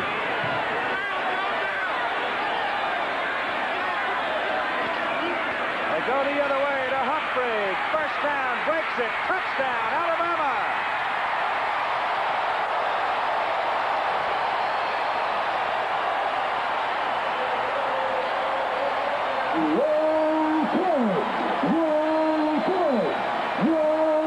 Greg Richardson made a key block to get him in the end zone as he took Terry McDaniel, Tennessee quarterback, out of the play. Boy, you can say what you want, but here's a guy that's fundamentally sound. That play is made by Shula. He looked down, he saw Dale Jones line up on the other side, get down. He's in a 3-point stance. He was going to blitz, so they came the other way, ran away from him, and it was all clear. The alley was there. And Tippen's extra point is good, and even 4 minutes to go in the first half. And Alabama jumps out to a 35-14 lead.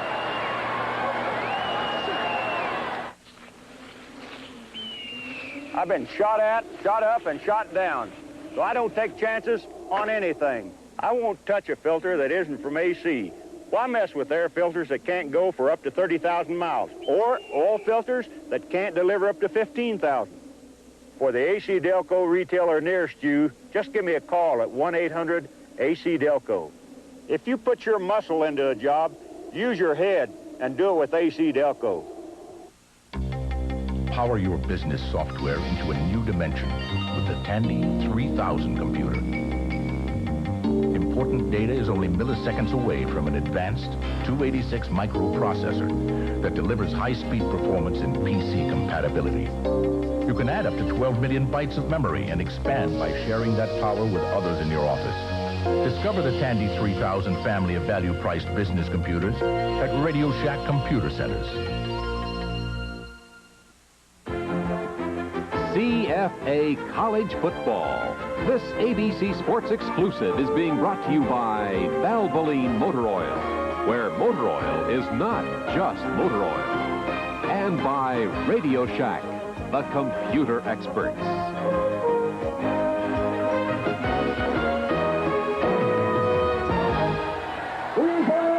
Alabama possessions, touchdown, touchdown, touchdown, punt, touchdown, touchdown, 35-14.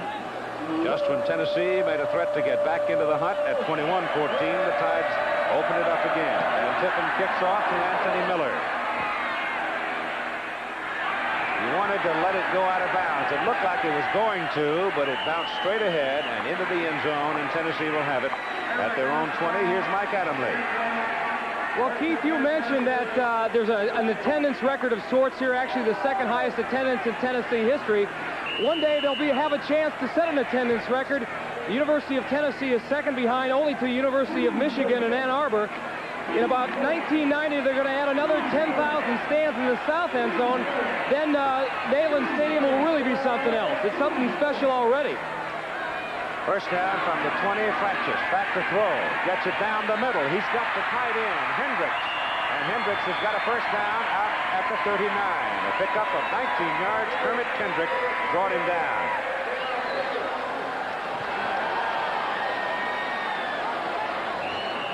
Well, he's their possession-type receiver. They've got to get the ball to him more. He's 6'5", 232 pounds. You see, he just comes down and just clears the safety, comes into the zone and finds the seam, and they hit him. Best part about Tim Hendricks is he's very effective inside or outside. Bando Davis. And the Wilmington, Delaware native son comes on up across the 40 to about the 43. Francis in the ball game, 8 of 11 for 142 and a touchdown. Time remaining in the first half against Army last week, a game Tennessee lost on a block punt late. He was over 300 yards.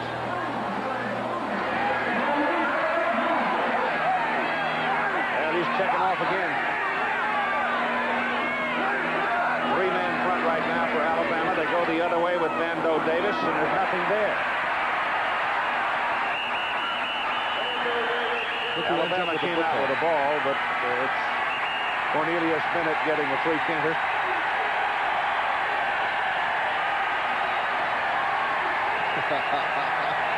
Cornelius has fun playing football, I'll tell you that.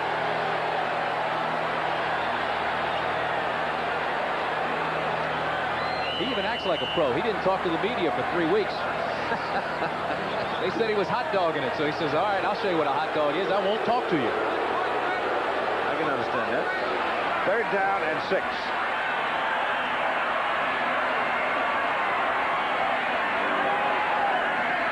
Francis back.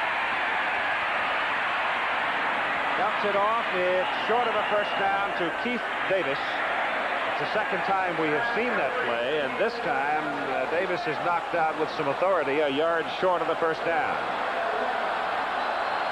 Jim Lampley will update you with scores and highlights. Tim McCarver will check in from Shea Stadium, where the World Series begins tonight. And we'll go over the highlights, though I don't know if we'll have time to cover all the scoring. They have to hold them an extra 20 minutes. It's fourth down, and I think Tennessee's going for it. They are. Might as well. Fourth down and a yard. Keith Davis hit behind the line of scrimmage, fighting back to the line of scrimmage, and that's it. He is stopped. Wayne Davis, number 58, that inside backer, came firing through and knocked him off balance, and he could never get any momentum, and he comes up short, and Alabama owns the football at the Tennessee 48. Now, Keith Davis is playing with an injured knee. We didn't even know if he'd be in the ball game. As a matter of fact, they say the knee probably needs surgery. He says, I'm scared to death of that surgery. Let me try to rehabilitate it first. You can see the big knee brace he's wearing on his right leg, and he's stumbling from the get-go. There's no chance that he's going to get a first down right there. They should have just loaded up, powered ahead, and gone for that yard straight ahead. Now, with 1:55 to go, Alabama's got a chance to put some more points on the board. Getting possession at the Tennessee 48. We're up to our elbows in volunteers this week, and Tim McCarver, though not a volunteer as such, but a native son of Memphis. Nebraska rolling big today, 41-3, and Oklahoma State giving Oklahoma all they want in that old traditional out in the plains. Auburn continuing undefeated. USC and Arizona State playing today out west. I didn't know if you were going to make this ball game. The way that last National League playoff game was going, I thought you'd still be sitting there calling it.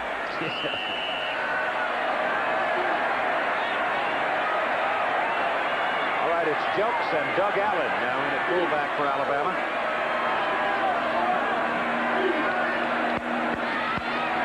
Shula fakes it to Al Bell, looks for Richardson, goes for Jelks instead, and Gene can't get to it. So the pass is incomplete. That's a rundown we told you about a while ago on Alabama's possession. Of course, they have had pretty good field position, haven't they? Nonetheless, they've been authoritative in the ground they've covered. Certainly have. Second down and 10 for the Tide. Jelks is out now. Angelo Stafford comes in, an extra tight end, leaving Doug Allen the lone back, and Doug's got the ball. And knocked out of bounds at the 44. So he gained 4 yards. Doug Allen is just back from a knee problem. He's been out for several weeks because of a badly injured knee. It's good to see him get back in the line. Well, that's the worst thing you could possibly have is a knee injury in football. Consequently, it's the weakest joint on the body's strongest limb.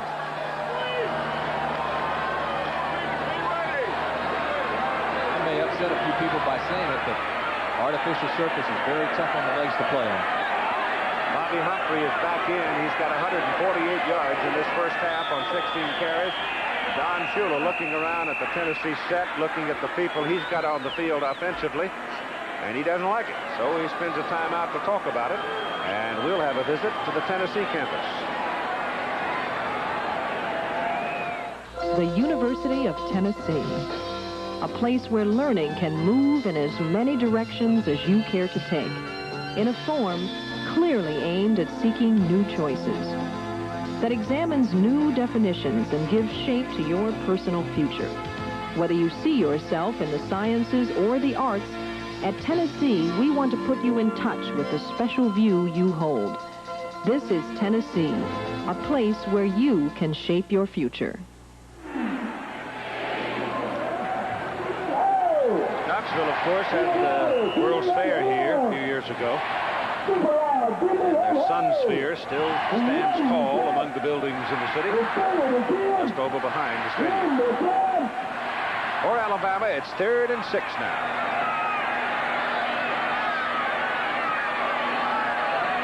A lot of time, 1:51. Mike Shula back. He's got all day and finally takes off and runs for the first down. Inside the 35 to the 32.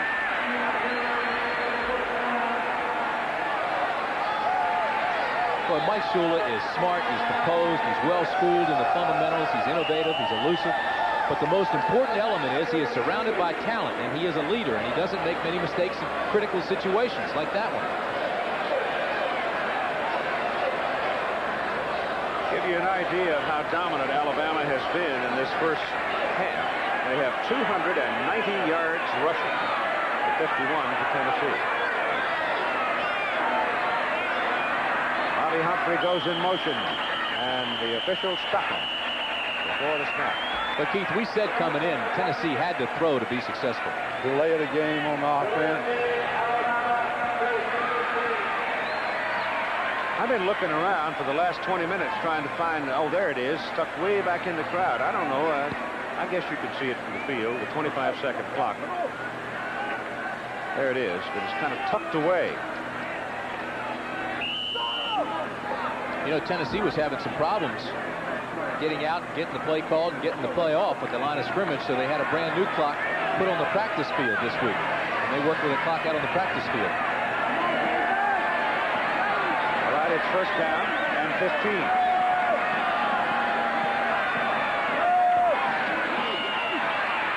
Shula's pass down the middle. Bell. No good. Tried to curl his body back to get it. The pass was just a little short, but he was open. With a score of 35-14, Johnny Majors now has taken off the headset and all that, the umbilical cords to the coaches upstairs, and he started prowling the sidelines. Well, he's got 1:37 remaining in the half, and he wants to get that quick jump to the locker room. He's got a lot to talk about. Second down and 15. Humphrey. I tell you, I hope he's been taking notes, though. He has. I saw him writing a while ago. It's a gain of 6 that time for Humphrey. He needs an outline. It's a pretty tough football team down there on that field wearing white. Boy, to make matters worse, they come into the ball game mad. They haven't won here. Haven't beaten Tennessee in 4 times. 3rd down and 9.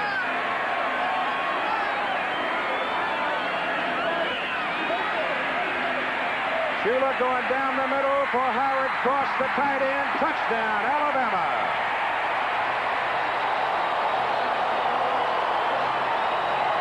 It's Stafford, Angelo Stafford, who makes the catch, number 86.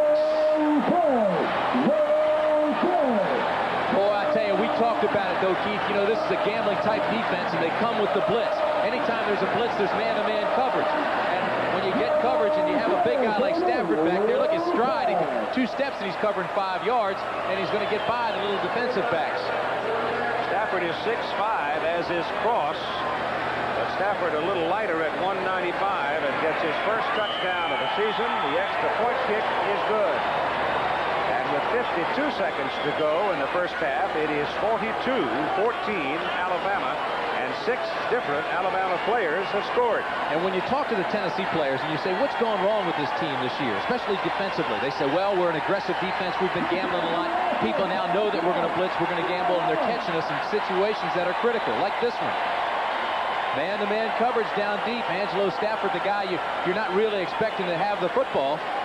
I mean, everybody's watching Bell. They're watching Richardson. Why worry about the tight end? Alabama doesn't throw there very often. Howard Cross has only had 2 catches all year, so now they go to Stafford, and he sneaks right down the middle. Anytime you're in a 2-deep zone, the middle is vulnerable. Anytime you're in a man-to-man situation, it's up to the receiver to beat him. At times, Stafford beat him decisively.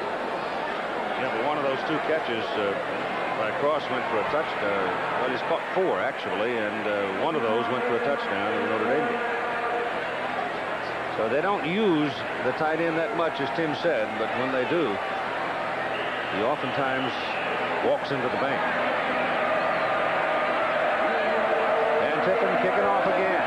He's going to have a sore leg. Hooks it to the left side, and that one is out of bounds. So that'll cost him 5, and he'll kick it again from the 30. Penn State and Alabama next Saturday. That will be one of the highlight games of the season because the Nittany Lions won big today, and they come rolling in undefeated. And right now you would have to surmise that Alabama has a better than even chance to go in undefeated at home against Penn State. I guess the last time they got together down there was, what, 6-0 ball game, wasn't it? Well, I tell you what, though, this is an Alabama team that has not made a mistake today, hasn't done anything, hasn't shown any weaknesses. And then, of course, you know, Joe Paterno, he always has his team ready. Somebody asked me yesterday, they said, how good do they look? I said, I'm not so sure they ever look good. They just win.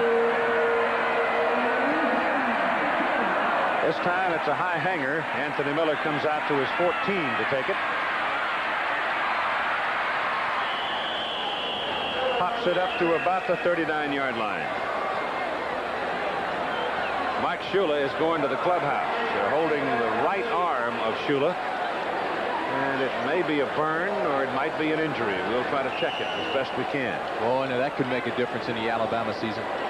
Could it ever? The Tide offense, 375 yards here in the first half. From the 38 where they mark it.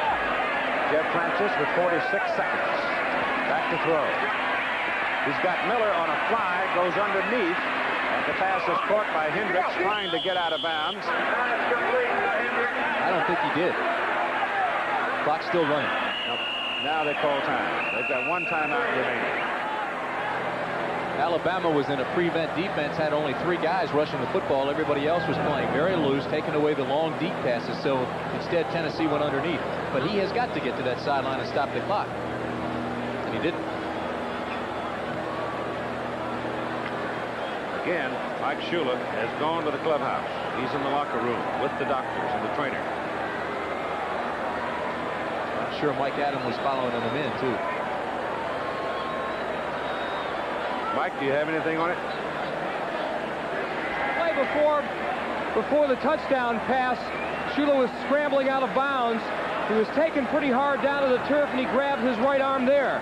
Not sure the trainers aren't if he jammed his shoulder or if it was. It's definitely not a turf burn. it's something that could be a little more serious than that. And again, we'll just have to wait and see. We're going to check a little bit more in the locker room. All right, Mike, thank you. Second down and 2 for Tennessee from the 46. Francis gets it off, bounces it in front of Charles Wilson, and it's incomplete. And the reason he bounced it was he heard, I'm sure, the pounding hooves of Cornelius Bennett coming from the other way. Tennessee's picked up 206 yards in this first half. It's been a wide-open offensive ball game to this point. Right now, Alabama's got a big lead of 28 points, 42-14. Third down and 2. Francis' pass is deflected at the line of scrimmage. Slapped down by Cornelius Bennett. He almost intercepted it. I can't remember seeing a linebacker with as much agility as he has. He's acrobatic. I think he could play any one of the 22 positions on a football field. Watch this now, in the left part of your screen. Here comes the pass. Here comes Cornelius Bennett. Now he's going after it. Well, he was 2 yards shy, but he was heading in the right direction. Though, when he deflected it, both hands. Asman is in now to punt in relief of Garman, who pulled a hamstring in the warm-up. He at the first and 40. There's nobody back to accept it for Alabama. The ball's going to roll around and roll back on inside the 10-yard line, but it's a relatively academic point at this time in the first half. The clock stops at 8 seconds to go. That was a 47-yard punt. What were the rolls? Now, who comes out at quarterback for Alabama? Should be David Smith. David Smith, a sophomore out of Gadsden, Alabama, 6 foot, 172 pounds. His most playing time that he's had was in the alumni game. He was 9 of 21 for 63 yards and 2 interceptions. Well, if you've got to give the backup quarterback some playing time with a 42-14 halftime lead, it's not a bad place to do it, is it? And don't forget, they also have Vince Sutton on the bench. Vince Sutton started against Tennessee here in Knoxville the last time the Alabama Crimson Tide came into this park. That snap ends the first half of play. So after 30 minutes, Alabama dominating, leading 42-14 over Tennessee. At Raytheon Company, we believe that success comes from mastering the fundamentals. That's why we admire people like Larry Bird, people who are dedicated to perfecting the fundamentals, practicing them time and time again until they become flawless. So whether it's in electronics, aviation, appliances, or energy, Raytheon works hard on the fundamentals, because at Raytheon, we believe quality starts with fundamentals. The game that counts, the presser mounts, the kickoff's almost here. Now you're talking, now you're talking beer. Now you're talking good times, and Stroh's is smoking here. Stroh's, fire brewed for smooth, consistent taste. Now you're talking Stroh's, now you're talking beer. Now you're talking good times, and Stroh's is smoking here. Eugene Hassenfuss. His background remains a mystery. We'll try to figure out who he works for and what he was trying to accomplish Monday on World News Tonight.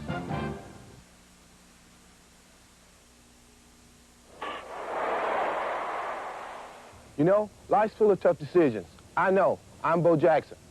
You or someone you care about may be facing a tough decision about cocaine. Let Methodist Outreach help find the answer. Cocaine treatment is a specialty at Outreach. Their experienced staff is ready with confidential help. It's time to say no cane. Call now, 72-CANE. You'll be making the right decision. Recently, Bobby Unser set a new all-wheel drive speed record of over 200 miles per hour.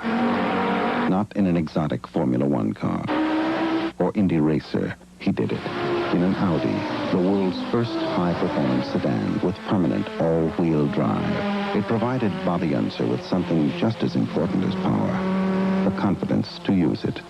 Schilling Porsche Audi says, be a winner, drive a winner. Schilling, 963 Union at the Medical Center. Join Channel 13 at Shelby Farms Fall Festival this weekend. Prudential, offering a full range of insurance and other financial services. The Prudential, the rock. It's strong, it's on the move, it's bigger than life.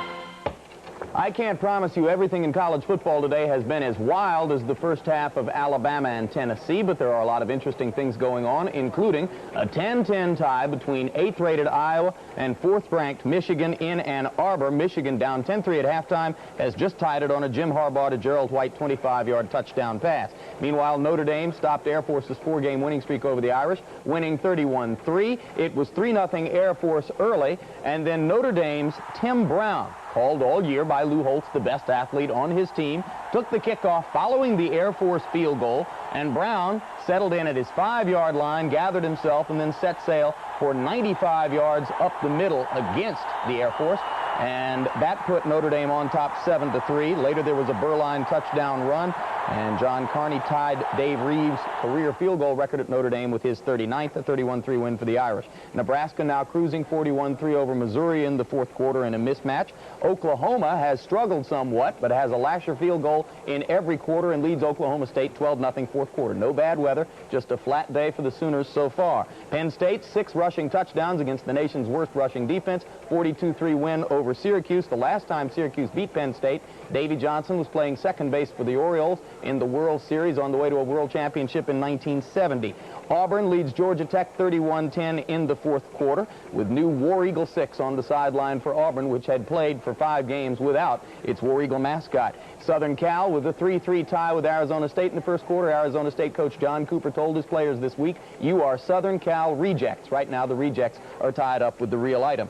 Bowling Green at Washington, it is 31-0 Washington in the second quarter. Baylor at Texas A&M. Baylor jumped out 17-0. Since then, Texas A&M has gotten a touchdown pass from Murray and a Murray touchdown run, and it is 17-14 in the second quarter. First home sellout at Kyle Field against a team other than Texas since the Upper Deck was put in 1980. That's how enthusiastic Aggie fans are about their team. But Randy Rutledge with a 52-yard TD reception put Baylor on top 7-0 in the first quarter. Later, Matt Clark had a 2-yard run.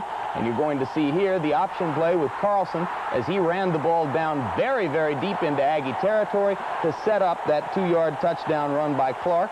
It was 14-0, then 17-0 Baylor. This is the team that lost to SMU a week ago in what is turning out to be perhaps the most topsy-turvy league in the country. Trailing 17-0. Texas A&M came back with this 62-yard pass from Murray to Rod Harris that set up Murray's touchdown pass to Rod Bernstein, and then Kevin ran one in himself at 17-14. UCLA at Cal after a freaky week for Cal coach Joe Kapp. It is 13-3 Bruins in the second quarter. North Carolina and North Carolina State played a heart-stopper, State winning at 35-34. It was 28-28 in the fourth quarter. Less than 2 minutes to go. A game in which both quarterbacks, Eric Kramer and Mark May, getting his first start ever for Carolina, had brilliant performances. You see the time in the fourth quarter, less than a minute and a half to go, as a matter of fact, when the play began, and turned out to be a 37-yard TD from Kramer to Nasrallah Worthen. That made it 35-28. But May, on 4 straight completions, brought the Tar Heels back down the field and hit Quint Smith with that touchdown pass to make it 35-34. Dick Crum's an unusual guy. You're about to see an unusual call on the 2-point play. A screen pass. Smith was tripped up coming out of the backfield. His knee hit the turf as he caught the ball. No 2-pointer.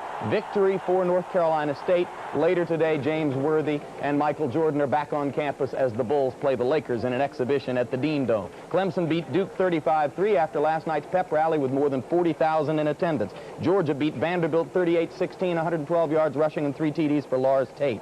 In the Meadowlands, Florida beat Rutgers 15-3, a 100-yard game for Florida freshman Octavius Gould, first Gator to rush for 100 this year. Michigan State snapped Mike White's 6-game winning streak against the Spartans. Playing without Lorenzo White, the Spartans beat the Illini 29-21. Houston and SMU leading 7-3 in the fourth quarter with 4 minutes remaining. Minnesota beat Indiana 19-17 on a field goal by Chip Lohmiller, his 4th of the day, with only 2 seconds remaining on the clock. We'll be back with more right after this. It's a jungle. That's how it feels when you're searching for life insurance. The natives don't speak your language. You feel lost, in the dark, scared. But there is a sign of civilization. With Prudential, your agent will explain things clearly and work with you until you have a piece of the rock you feel comfortable with. No wonder more people choose Prudential for life insurance than any other company. You'll feel right by the rock. Prudential Life Insurance. An investment firm is only as impressive as it is responsive. Let's go. So when interest rates fell, we looked for new ways for our clients to make money and developed unique opportunities like the Prudential Real Estate Investment Trust, a first of its kind in a way to take advantage of changing markets. While others may imitate it, we're busy surpassing it. If anyone can show you bold new thinking in the business of making money, close it. It's Prudential Bache, rock solid, market-wise. Alabama quarterback Mike Shula joins the fight against drugs. You know, I've been around football all my life, and I've learned a lot of things from both the experiences of others and myself. Now, while I've been in college, I've learned that things don't always go your way. And when they don't, the answer is not to turn to drugs. I've always been taught to think before I act. And I really believe that if you do think about it, you'll realize that drugs are not the answer. The preceding brought to you by the College Football Association.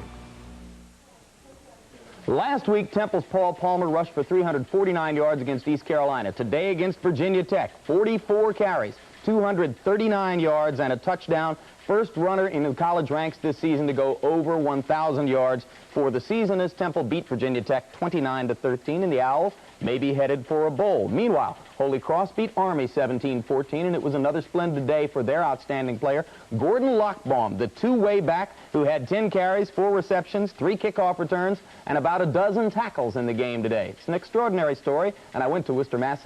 this week. In the tradition of most Roman Catholic universities, Holy Cross's athletic past is more prominent than its present. Before most of us were born, the Crusaders were a significant football power who reached their high-water mark in the days of Bullet Bill Osmanski, class of 1940, later one of the stars of the Chicago Bears team that beat the Redskins 73-0. And the school's imprint on college basketball was embodied in one of the greatest players ever to pull on a jersey, the incomparable Bob Cousy, who coincidentally wore number 17. Coincidence? Because this year athletic glory has returned to Worcester, Massachusetts in the person of another number 17, football star Gordon Lockbaum. As tailback on offense, Lockbaum is the heart of the Crusaders' attack, and with 11 touchdowns, the leading scorer in Division I AA. As a cornerback and safety on defense, the unbeaten team's big play defender. In an era of extreme specialization, Gordon Lockbaum is special. Apparently, the only Division I football player who regularly starts for his team on both sides of the ball. It gets pretty hectic at times because I come out sometimes. At first, I came out to practice a few times with the wrong jersey on, or I didn't bring my other jersey because they wanted me to carry both jerseys out to the practice field. The routine is head spinning. Monday, practice with the purple-shirted offense. Tuesday, a different jersey and a practice on the opposite side of the ball. Wednesday, back with the offense. Thursday, the key day of the football week, the day when Gordon Lockbaum must come to practice with 2 different jerseys and 2 different frames of mind.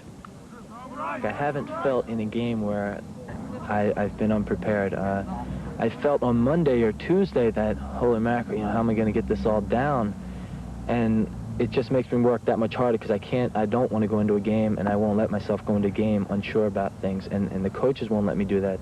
They're putting in the extra time to make sure I know things and to simplify things, and I'm going to work just as hard to make sure I know. Gordon has got a lot of maturity as an athlete and as a person, and has been able to so far handle the responsibilities of being able to play both ways, because it does take a special person. He's getting half the practice time at each position than he normally would, and so that the young man has got to be mentally pretty sharp in addition to being a gifted athlete. As a junior majoring in economics, Lockbaum tackles classroom responsibilities with the same energy he brings to his dual role in football. He is a good student, and at this level, a great player. Like all his compatriots on the football team, he lives this autumn at least partially in memory of the bright young coach, Rick Carter, whose sudden suicide shocked and saddened Holy Cross just 9 months ago. We all remember Coach Carter in a positive way. We remember he was a great man, a great coach, taught us how to be great individuals and great football players.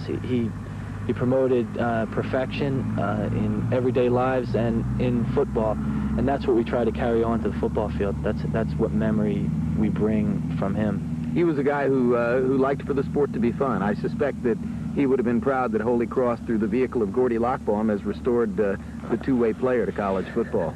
I hope he likes it. I'm sure he knows what's going on wherever he is, and I hope he's happy with what's going on down here at Holy Cross. Daddy, your ship has come in! Sure. Find the holes in your homeowner's insurance before they find you. Sorry to barge in. Have a Prudential representative give you a fast, free Pru review of your coverage. Are we covered? If you had a Pru review, you'd know. Get a Pru review from the Prudential and get a piece of the rock. Don't look like Bermuda to me. Powerful new financial help is coming. The Rock, the Prudential, is now more than insurance.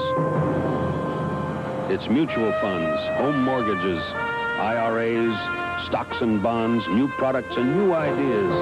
It's rock-solid financial help for us all. The Rock, the Prudential. It's strong, it's on the move, it's bigger than life. Tennessee defensive back Charles Davis talks about the college experience. There are many pressures of playing major college football. There's the pressure to win and also to satisfy yourself. To combat this pressure, I try to maintain a discipline off of the field. I get involved with other campus activities, try to do well in the classroom, and meet a wide variety of people. By doing these things, I can hopefully avoid being just a football player. The preceding brought to you by the College Football Association. And while Division 1AA's Holy Cross has beaten Army, 1AA's Penn is apparently doing the same thing to Navy. You can see it, 30-20 with 1:07 to go. This is the time at which some of you go away for 2 minutes of local news and information. The rest of you will stay right here with us in Knoxville. The Halftime Report was brought to you by the Prudential, offering a full range of insurance and other financial services. The Prudential, the Rock. It's strong, it's on the move, it's bigger than life. For those of you not doing news, we're at halftime, 42-14, Alabama leading Tennessee. And right now, the University of Tennessee Band, directed by Dr. W.J. Julian, organized right after the Civil War when the university was reopened. So let's enjoy the Pride of the Southland Band.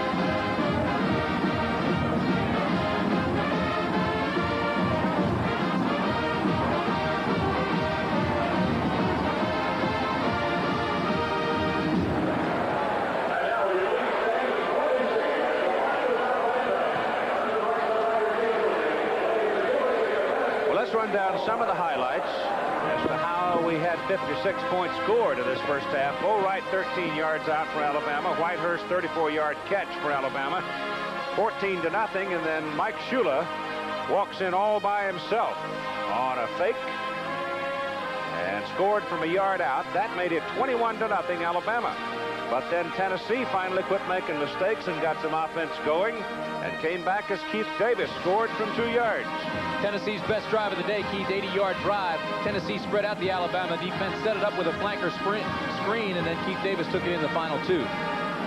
And you always have a sprinter receiver in this Tennessee football organization, it seems. Right now, the man is Anthony Miller at the end of a 70-yard pass run play. Francis had a fine first half. He hit one of his 10 completions here big to Anthony Miller. Now, Freddie Robinson cheated up to support the run or pick up a back. The safety's late to take the deep outside third, and Tennessee scores. At that point, it was 35-14, and now watch here as Mike Shula hooks up with Angelo Stafford, 31 yards for a touchdown.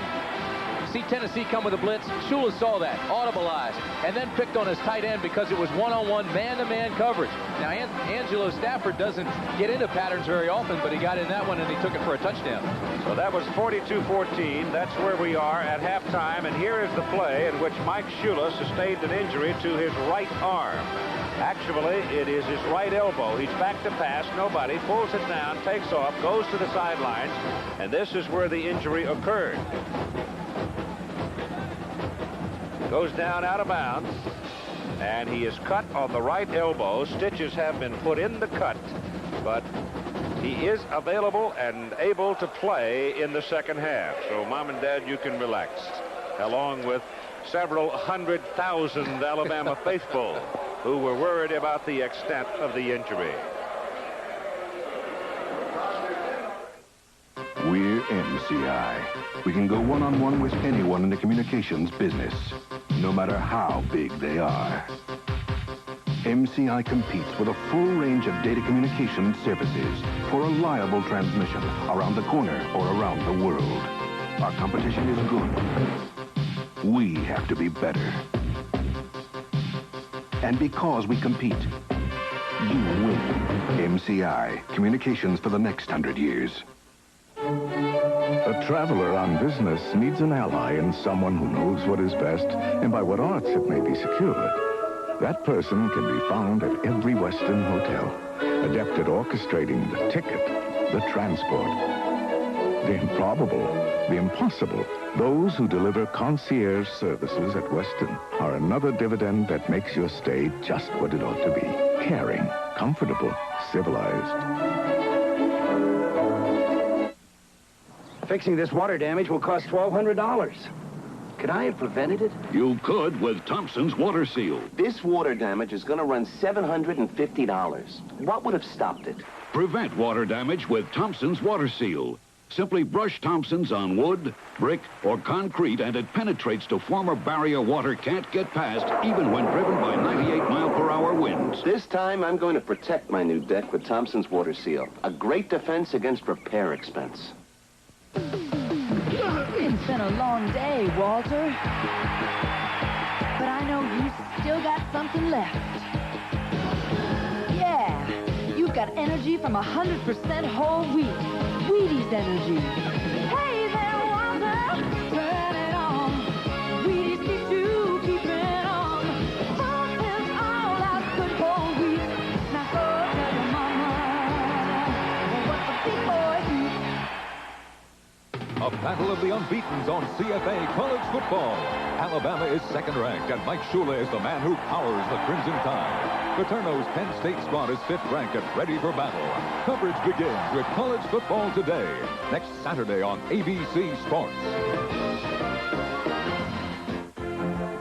CFA College Football. This ABC Sports exclusive is being brought to you by Coors and Coors Light. Beers with a difference worth tasting. And by the U.S. Army, a place to be all you can be.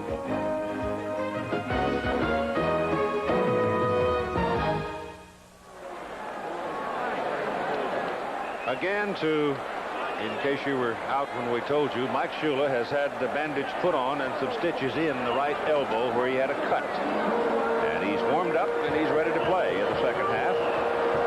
Alabama will kick off to Tennessee. Anthony Miller is the deep man. 42-14 ball game. The Tide are rolling in the first half. And once again, Van Tippen has a high-hanging kick down there. The coverage is normally very good with an Alabama team when you have that kind of high-hanging kick. In case you wonder where Al Trautwig is, this is his best seat in the house today. He's in Hawaii, where he is covering the triathlon. Now, where he is supposed to be covering the triathlon. From that picture, I'm not so sure. So So we have the pleasure of the company of Mike Adamle with us today. And Tennessee comes out. First down, just outside their own 28. First down. They need a lot of points in a hurry. Jeff Francis back will throw on first down. Goes underneath for his tight end and misses it. No, it isn't either. It's Vando Davis coming out of the backfield. And he missed him. The stats at halftime. 295 yards rushing in the left-hand column of Alabama. Now, Bobby Humphrey, 154 yards and 17 carries. Gene Jelks, 71 yards and 11 carries. Then you come down that right-hand column again. We told you about the 2 Tennessee turnovers. We got holding on the defensive team before the ball was thrown to be automatic first down. So Tennessee gets a break early. But those 2 turnovers set the tempo and helped make it a 21-0 Alabama lead. Tennessee fumbled in its first 2 possessions.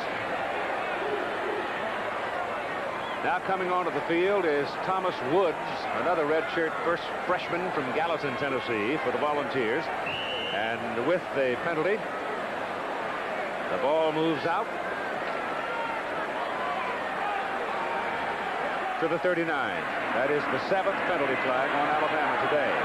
Francis pitches the ball back to Vando Davis, and he's got some daylight around the corner, crossing midfield and getting to the Alabama 49 before Kermit Kendrick brings him down. The individual stats. Sewell, 3 for 5, 78 yards, 2 touchdowns. We told you he had stitches in his right arm. He's a left-handed passer. And then Francis, Jeff Francis had a fine first half, 10 of 15, 155 yards, no interceptions, and a touchdown. Here are the defensive tackles, but I want you to look at down the bottom. Cornelius Bennett, 3 tackles. He had a whole lot of hurries, though. Francis goes down the middle. This time it's the tight end Hendricks, and him goes way up to pull it down at the Alabama 29, and another Volunteer first down. So the Vols have come out storming here in the second half. No question but the fact that Tennessee has a lot of good young talent. They just have to gain confidence. They have to hit this critical situations. They've got to come back now. Again, we told you the tight end is the possession receiver. He's been successful against Alabama. They've got to continue to go to him. Vando Davis again cuts it back inside and picks up about 3 yards on that carry.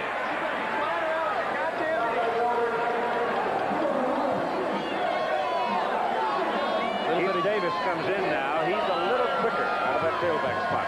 You could see a little bit of the inexperience in Vando Davis on that last run. The hole was there, but he was indecisive. By the time he cut up into the hole, it was already closed.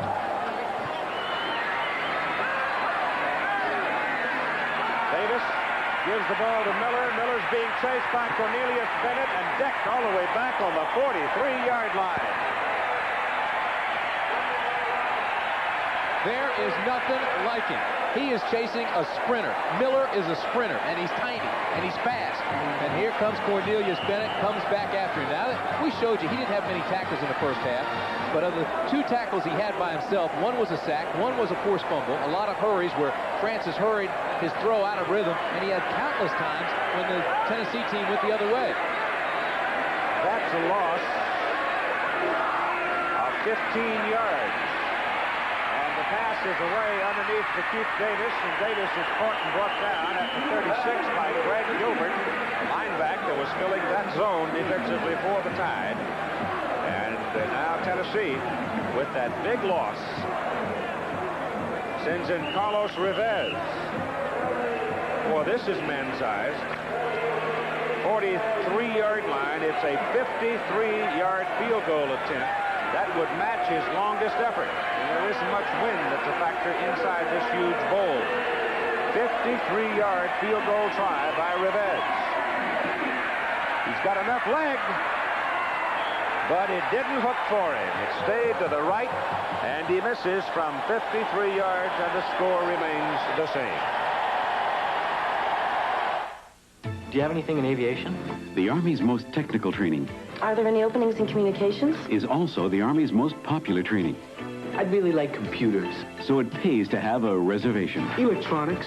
If you qualify, you can get a guaranteed reservation for the training you want up to 12 months in advance, even if you're still in high school. We'll see you after graduation. Congratulations. You're invited to a groundbreaking. The new Nissan Pathfinder 4x4. Now there's Pathfinder's off-road ruggedness, 3-liter V6 power, 235 tires, and extra long wheelbase. Now there's Pathfinder's civilized ride, cabin-adjustable coil spring suspension, and rich interior. Nissan Pathfinder. Now the adventure begins. The breakthrough is Pathfinder. The name is Nissan. The Denver Broncos. Quarterback John Elway has their offense going full steam ahead. But the New York Jets plan to derail the Bronco Express on ABC's Monday Night Football. With the miss by Rivez from 53, Alabama takes over the ball. First down at their own 36. Mike Shula comes out at quarterback with a single-back offense for Alabama. Bo Wright. Double wide with Richardson and Bell. Greg has not caught a ball today, and the ball is given to Wright, and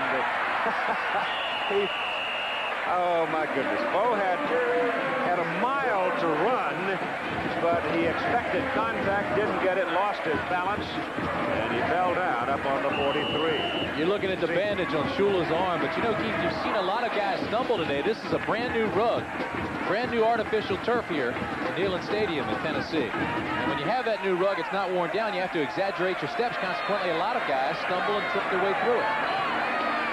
They stay in the single back, and Bo Wright picks up the first down as he bangs his way up to about the 47. On that previous play, you saw Wes Neighbors really opening the hole for Wright. And I'll tell you, Wes Neighbors, who is right now down on the field and shaken up on the play. That's Neighbors who's down, the son of Billy, who was a great player himself. You know, he's a big, tough, and durable guy. He started 38 of a possible 39 games at Alabama, and that's not a receiver who's not involved with every play. That's right in the middle of the mess, down there bumping and grinding with the big boys. If you own a house, you gotta own a shop vac. This baby's got the power to pick up almost anything. Got broken glass, nails, or wood chips. Shop vac gobbles up stuff that would kill an ordinary vacuum. And a shop vac wet dry can even vacuum water like a flooded basement. The washing machine is flooding the house. No. Every house needs a shop vac. Starting at under $50, a shop vac is heavy duty, not heavy money. And remember, if it doesn't say shop vac, keep shopping. All over the country, people are learning about the new Nissan 200SX. They're examining the many important design changes on the outside. But more, they're experiencing the one important change on the inside. The new fuel-injected overhead cam V6. It's America's new super coupe. And it's just waiting to change your attitude. The quality and power is 200SX. The name is Nissan. A battle of the unbeaten. Alabama is second-ranked in the nation. Paterno's Penn State squad is number 5. Coverage begins with College Football Today, next Saturday.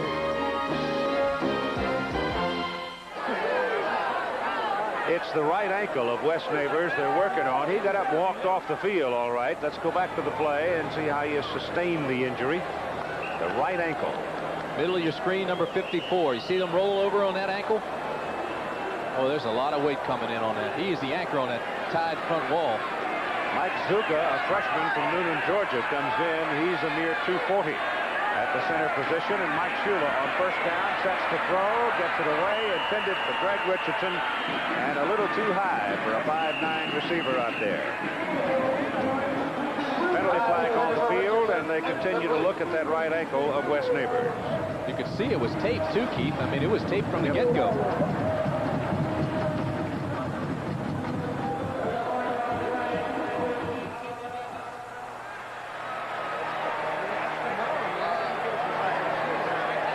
Of Wes Neighbors. And they can't afford to lose him the week prior to Penn State. Holding on the offensive line, 10 yards. First down. So Alabama makes another mistake here in the second half, and that'll back them up. They move back to their own 38.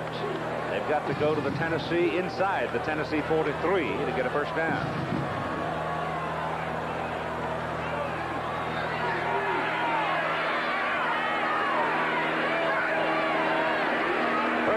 Shula gives the ball to Gene Jelks. Coming over the right side, Jelks moves it out to the 42. Michigan now is going to take the lead in the fourth quarter against Iowa. You know what was fun on that last play was watching the center that came in to replace Wes Neighbors. It's Mike Zuga. He's just a freshman, 6'3", 238 pounds, and he took the middle guard and put him on his back.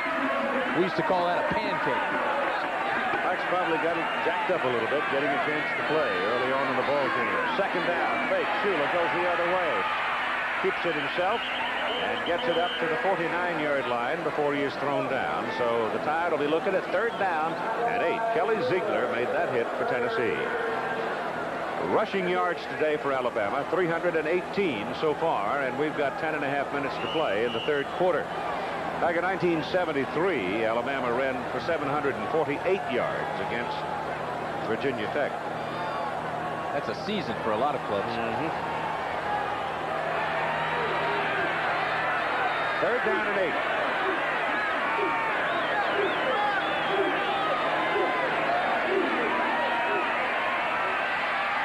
Shula's pass intended for Al Bell is knocked down at the line of scrimmage by Fred Bennett. And he's another player for Tennessee from Pritchard, Alabama. Must have a pretty good high school program in Pritchard, Alabama. Watch this freshman. Middle of your screen, number 53. That's Zuga again. Came in for Wes Neighbors. Just get that middle guard. Of course, his hands are wrapped around him. Looks like an old-fashioned dance. Let him go, though, seeing his hands got out and knocked the ball down. All right, the punt by Chris Moore. Spins it to Kramer at the 14. It's back to about the 22 before he is brought down. So with 9:49 to go, Alabama has a holding call. Tennessee holds Alabama and forces the punt. Mr. Goodwrench knows your car's engine is an inferno of heat and friction. 100, 200 piston strokes of engine wear per second. It needs the life-saving fluid that protects it right. GM Goodwrench Motor Oil. Takes the friction, takes the heat. It's everything General Motors asks for in a fine motor oil. Get it from Mr. Goodwrench. No one knows your GM car better. No one. You know, the weirdest things happened to me, Elvira, Mistress of the Dark. I mean, here I am stocking up for Halloween. I got my steaks, got my ribs. Then when I asked the stock boy where the Coors Light is at, he points me to the Coors and Coors Light Halloween display, and I'm on it. Whoa, it's like deja vu. Whoa, it's like deja vu. Look for it where you buy beer. I shop here because they slash prices. There goes another one. Happy Halloween, darling. You see anything? From MacGyver's Richard Dean Anderson and Valerie Bertinelli. The battle begins at home. Ordinary Heroes Sunday. Hello again. Final score in Penn Navy, 30-26 Penn. To our nearest knowledge here in the postgame operation, this is the first time an Ivy League team has beaten a Division 1A team since 1983 when Harvard beat Army. One other final score, Boston College rolling to a 41-7 win over Louisville. Troy Stratford, healthy for the first time all year, rushed for over 170 yards. Keith? Okay, Jim. Here, the line score in the ball game as we wait to the third quarter for Tennessee. That's Smokey, the blue tick hound, the official mascot of the Volunteers. Jeff Francis back to pass. Lets it go big for Anthony Miller. He's got it! Boy, he is spectacular. He is caught and brought down by Britton Cooper, and Britton was all over him. And he still made the catch, and it's Tennessee first down at the Alabama 25. Jeff Francis is impressive. When he throws the ball, it's a tight spiral with a lot of velocity. But look at this. Miller again runs by the cornerback on that side, and it's just flat-out speed. See, it looks like it's man coverage. And he doesn't try to be deceptive, doesn't try a hook, doesn't fake the outside move. It's a fly pattern. He outruns it for 55 yards. Keith Davis in the backfield for Tennessee, and Keith Davis is belted down. The chain gang got tangled up with some cables on the side, and they're still struggling trying to get the chains in place and then run a play. We've been talking about the impressive Alabama statistics all day. Look at that from Miller. 4 catches, 152 yards, and a touchdown. You can't get better than that. Second down, about 11 for the Volunteers. Miller and Davis in the backfield for Tennessee. Francis swings it out to Davis. A couple of blocks to spring him. And he's close to his first down. He butted heads with Derek Thomas. And they tumbled out right about the marker at the 15.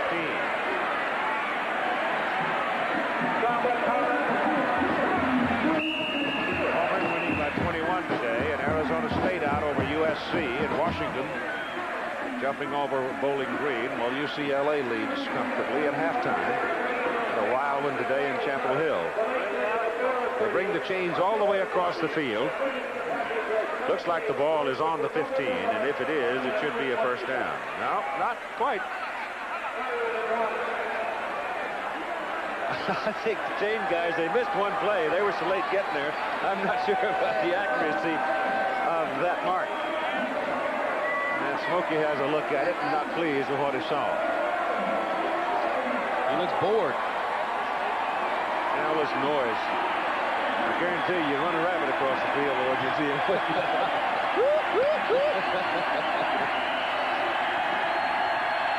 Third down at about a foot.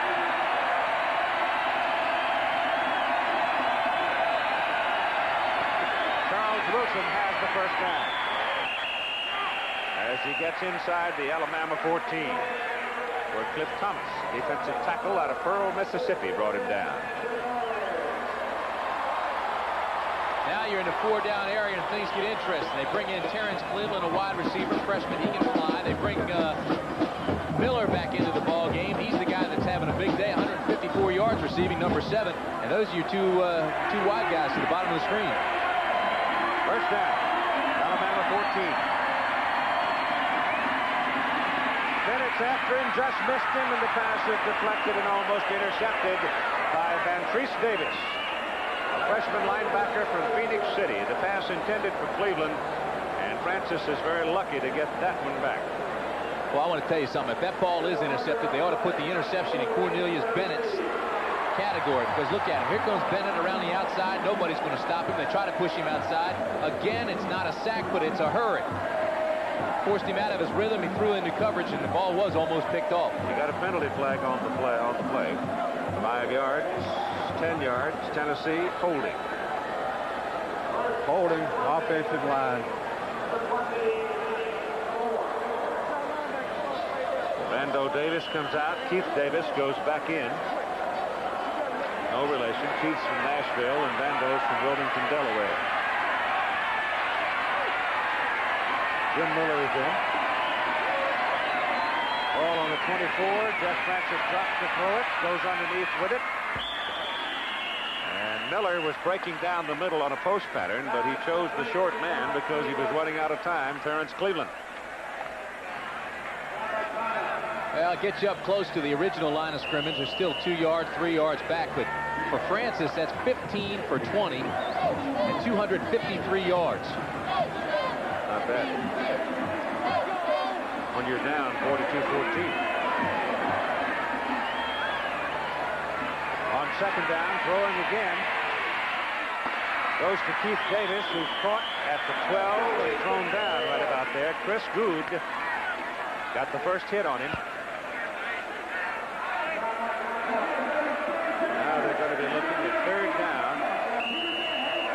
The 11 of Alabama. They've got to go inside the 4 for their first down. Yeah, that's exactly right. The down and distance doesn't make much difference here. They're in the 4-down area. They've got to go for the first down here. Then they've got to go on 4th down as well, because a field goal won't help you a bit. They shut out Clint Scale so far today. He's wide to the top of the picture.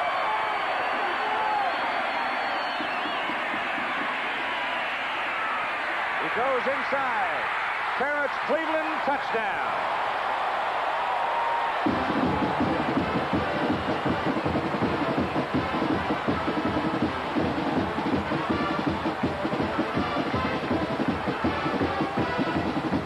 You know, Johnny Majors told us that he had a great recruiting year last year, and we're seeing that today. Cleveland is another freshman. They just keep bringing him in, and the freshmen keep producing.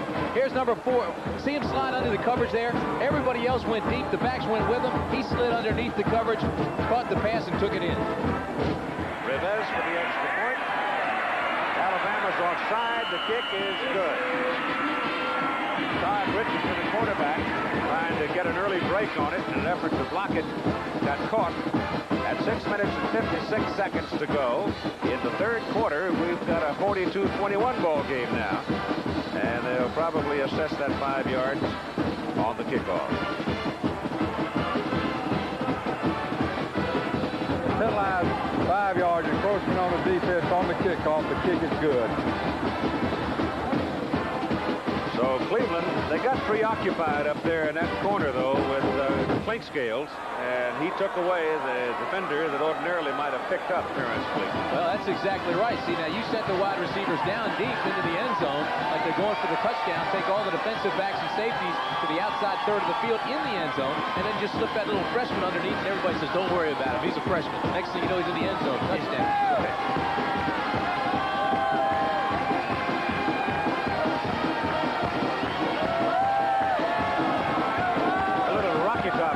Through the big old stadium.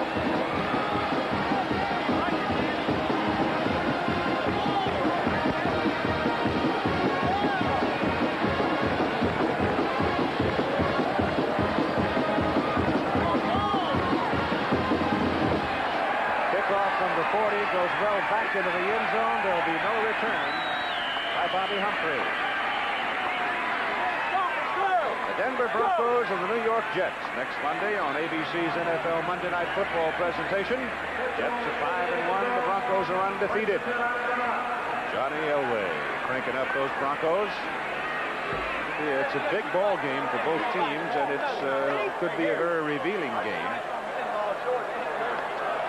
There's the scoring and the scoring plays, and Terrence Cleveland. Well, we told you he was a freshman, and I said he was a freshman, but he's a redshirt freshman. And he had a great spring, and they say he's going to be the heir apparent to Tim McGee. He's now in the pros. Gene Jelks is the tailback. Bo Wright, the fullback. Jelks with the ball. And the 170-pounder just slashes his way up near the 25. For Fred Bennett brings him down. Wes Neighbors is back in the lineup for Alabama. Turned his man right out of there. That's right. That's just fine. That's called a cutoff block. Just took him out and rode him enough so the ball carrier could get by the hole. Second down, 6. Jelks again, holds on the right side. And he's got a first down for Alabama as Terry McDaniel, the left side quarterback, made the hit on him. The hole was there, and he is so quick. He's almost at the 34-yard line. Now he leaves, limping a little bit. A lot of guys getting those little nicks, bumps, and bruises, and you don't want that the week before the Penn State game.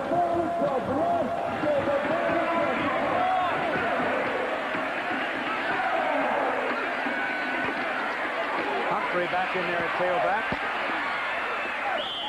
And Bobby's out to the 43 before they ride him out. Not quite a first down, and again it's McDaniel making the first hit on him. Keith, we'll get an update on Jelks, but right now I'll tell you that, he just came back off an injury. He got hurt about 3 weeks ago, injured his ankle, came back, started practicing, and that Monday hurt it again. Did not play against Notre Dame, did not play last week. And now he just limped off, and it could be that ankle again. He did get his first down at the 44. Bo Wright, fullback, falls down just as he was breaking into the open. Little bump and lost his footing, and Terry McDaniel bumped him just enough. But Bo Wright almost had himself open side of the field. It's happened several times to Bo Wright today. He's got to pick those feet up a little more. Looks like those white lines are jumping up and tripping him. Watch him come through now.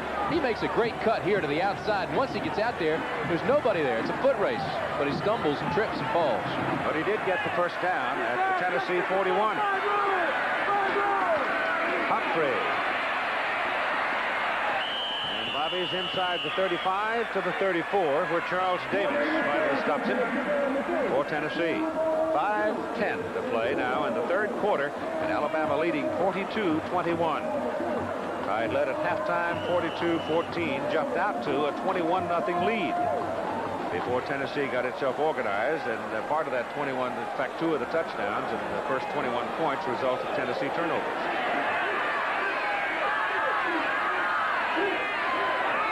Second down and 3. Go right, hit at the line of scrimmage, breaks the tackle, picks up the first down inside the 29 of Tennessee. Mike Adamle now. Keith and Tim, we're going to tease you a little bit here right now. You meet the nicest people at the college football scene, and the guy sitting behind me is one of the nicest, a class act all the way. Won't tell you who he is until the next play. His initials, however, are CD. See if you can guess. Charlie Daniels. Charlie, you look great. I'd know him anywhere. First down.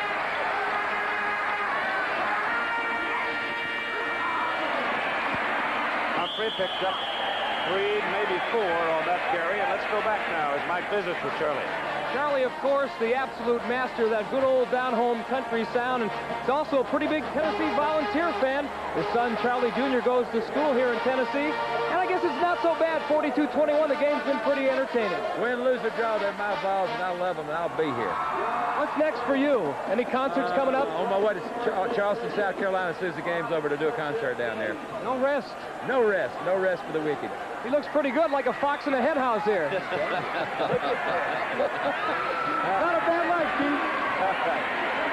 He's also in the horse business. He's got quite a few horses. Owns a pretty good-sized farm. Bo Wright carrying the ball for Alabama. And it'll be third down now for the Tide. The football resting at the Tennessee 22. Bobby Humphrey is really having a big day. Gene Jelks limping off the field. Possible ankle injury with 89 yards. Talk about a stable of talent. That's impressive. Third down and a long 3, close to 4. Shula gives it to Al Bell on the reverse. Bell breaks the tackle, and he knocked him out of bounds at the 8. He is really tough to get a handle on. There's Gene Jelks sitting on the bench now, but I'm always surprised how tough Bell is to get a hold of. Watch him come through this traffic. Well, he's a preseason All-American, 6 feet, 170 pounds, tough body, soft hands, big play specialist. He averages almost 10 yards a catch. Matter of fact, this bears repeating. Last year he came up with a touchdown or first down almost every time he touched the football. And he loves that reverse, runs it well. First down and goal, Alabama. They've got 21 first downs rushing the ball. Bobby Humphrey working his way to the 1. And it'll be second down and goal. You know who Al Bell's boyhood hero was? Lynn Swann. Yes, I know that. Looks a little bit like him when he plays. Well, he's out of Los Angeles. Grew up. Swanee was having his great career with the Pittsburgh Steelers. Baryshnikov and Cleats. I'll tell you one thing. If you're going to be a wide receiver, that's not a bad model. No, it's not. In any sense. Personal or player. Second down and goal. Humphrey over the top. Touchdown.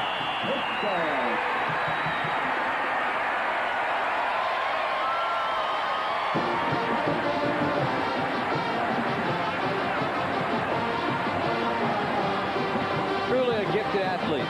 Sprinter speed. Became the first freshman ever at Alabama to go over 100 yards rushing 2 consecutive games. Gained over 7,000 yards as a high school player. He says Marcus Allen is the pro he wants to be like.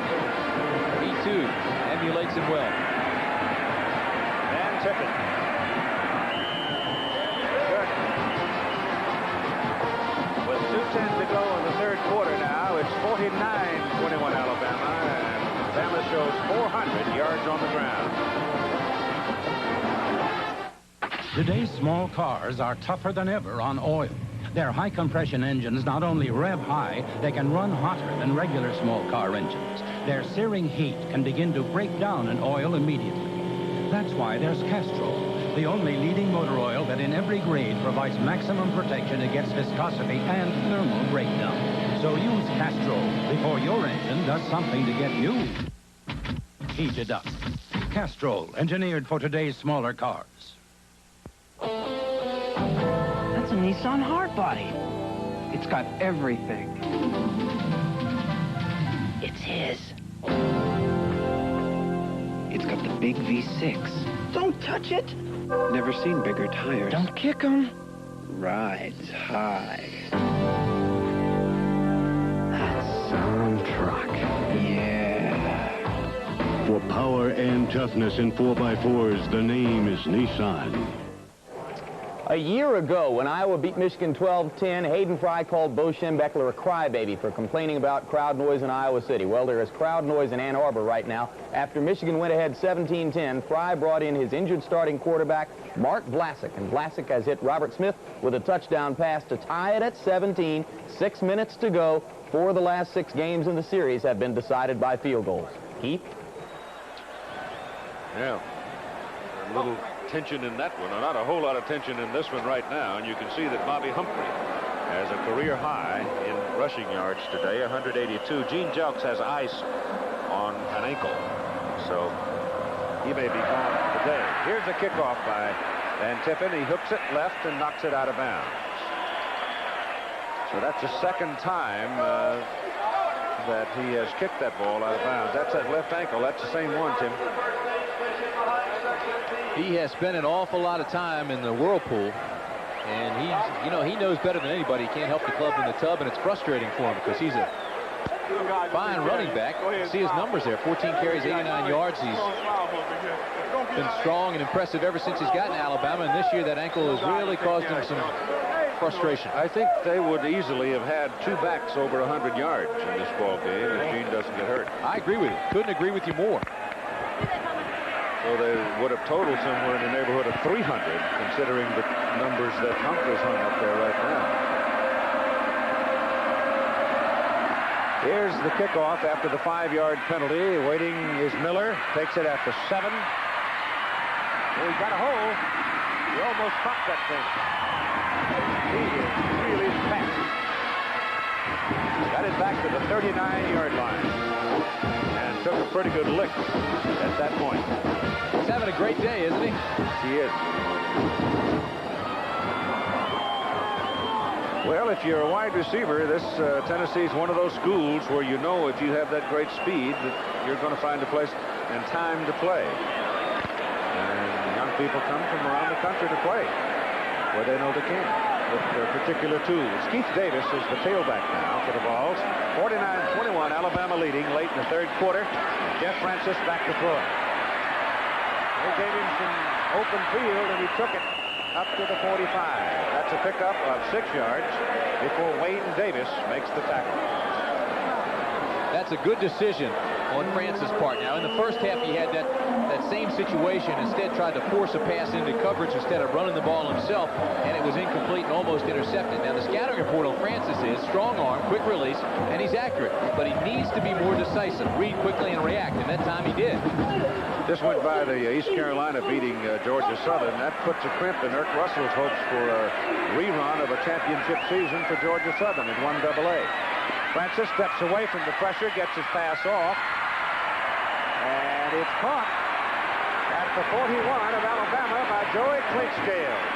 First catch of the day for Joey. And it's a fine catch, Keith. You watch this now. Again, Francis shows his strong arm and whips it out there off balance. But I want you to watch Clinkscales now. He drives the defensive back off, makes contact, and then stops and comes back for the football right here. But watch what he does when the ball's out of it. Keeps his feet in bounds. He only needs 1, kept 2. Looked like old Raymond Berry making a catch on the sidelines. On first down, Francis throwing again. Going deep into the corner, and it is incomplete, and a penalty flag. Anthony Miller gets the flag. The Alabama man, Chris Good, had the ball in his sights for the interception, and Miller comes across and nailed him in the back.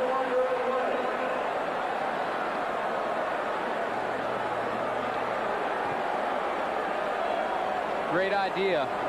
He knew it was going to be intercepted, or at least thought it was, so he went to make contact. Let's see when he does. See if the ball's already there. Oh, that's close. Still a good decision. I wouldn't fault him. If I'm a coach, I'm going to say, hey, that's good reactioning, a great idea. Here it is again. Now, it looks like it's going to be intercepted, so now he just wants to shake loose the defender from the football. He Gave him a lick, didn't he? He did. That's a good play by the offense. I don't care if there is a penalty. That's a good play. And I guarantee you the coaches will tell him that. Carries loss of a down with it. So the ball comes back to the 44 where it is second down. Second down at 25. Ball loose. And Francis pounces on it and keeps control. So he didn't get away from the snap that time. And it's third down. Story on Gene Jelks now from Mike Adamle.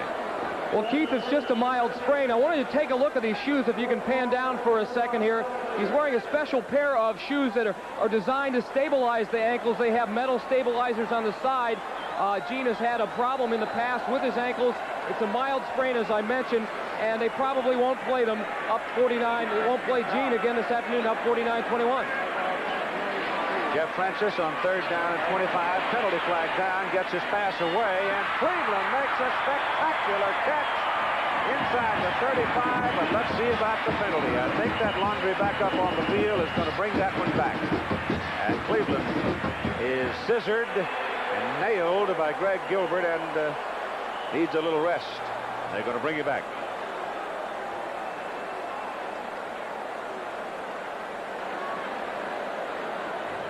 He must have been 6 feet in the air, and he really took a pop. Put his mouthpiece back in his mouth, though, and he took it back down. Illegal procedure on the offensive team. Had 6 men on the line of scrimmage. He just had the wind knocked out of him. He comes off, he's okay. He put that mouthpiece back in his mouth. You knew then that he was starting to breathe again. But watch him. He's up at the top of your screen, number 4. Now they're in a zone coverage. He gets right in the heart of that seam. See, here come 4 Alabama players now. He's just a little bitty guy. He's 5'9", 155 pounds. That's like a feather up there. Some of those linebackers get down low on his ankles and his feet and his legs, and he does a complete somersault. Third and 31 as time runs out in the third quarter, and they stop the play. So we played 3 at Neyland Stadium in Knoxville. Alabama is in control, 49-21. 49-21 with a quarter to go. Vols have the ball, third down and 31 from their own 37. Playing the number 2 team in the country. Jeff Francis ducks away from the pressure, gets his pass off. Should have kept it. It is intercepted by Freddie Robinson.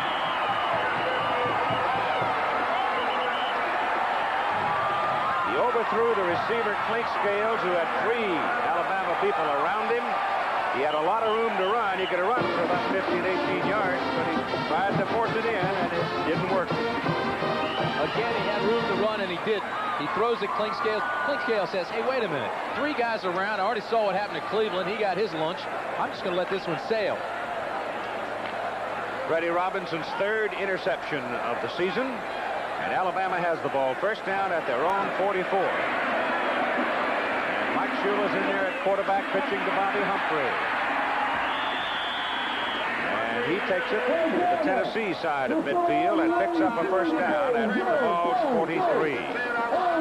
All you have to look at is the 3rd little stat down. Rushing yards, 400 for Alabama. And that'll tell the tale. And I know Johnny Majors won't agree with me. But this is one of the most exciting lopsided games I've seen in a long while.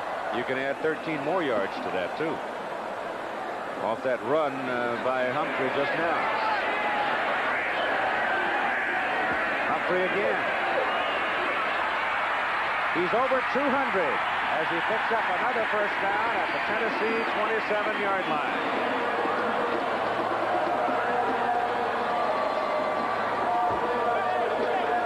Bobby Humphrey has passed 200 yards. 212. His total. The scary part is, Keith, it looks like he's just getting warmed up. He does, doesn't it? He's running just as strong now as he did at the beginning. So that's a new mark for an Alabama running back against Tennessee in the long series. Humphrey one more time. And a couple of yards on that carry.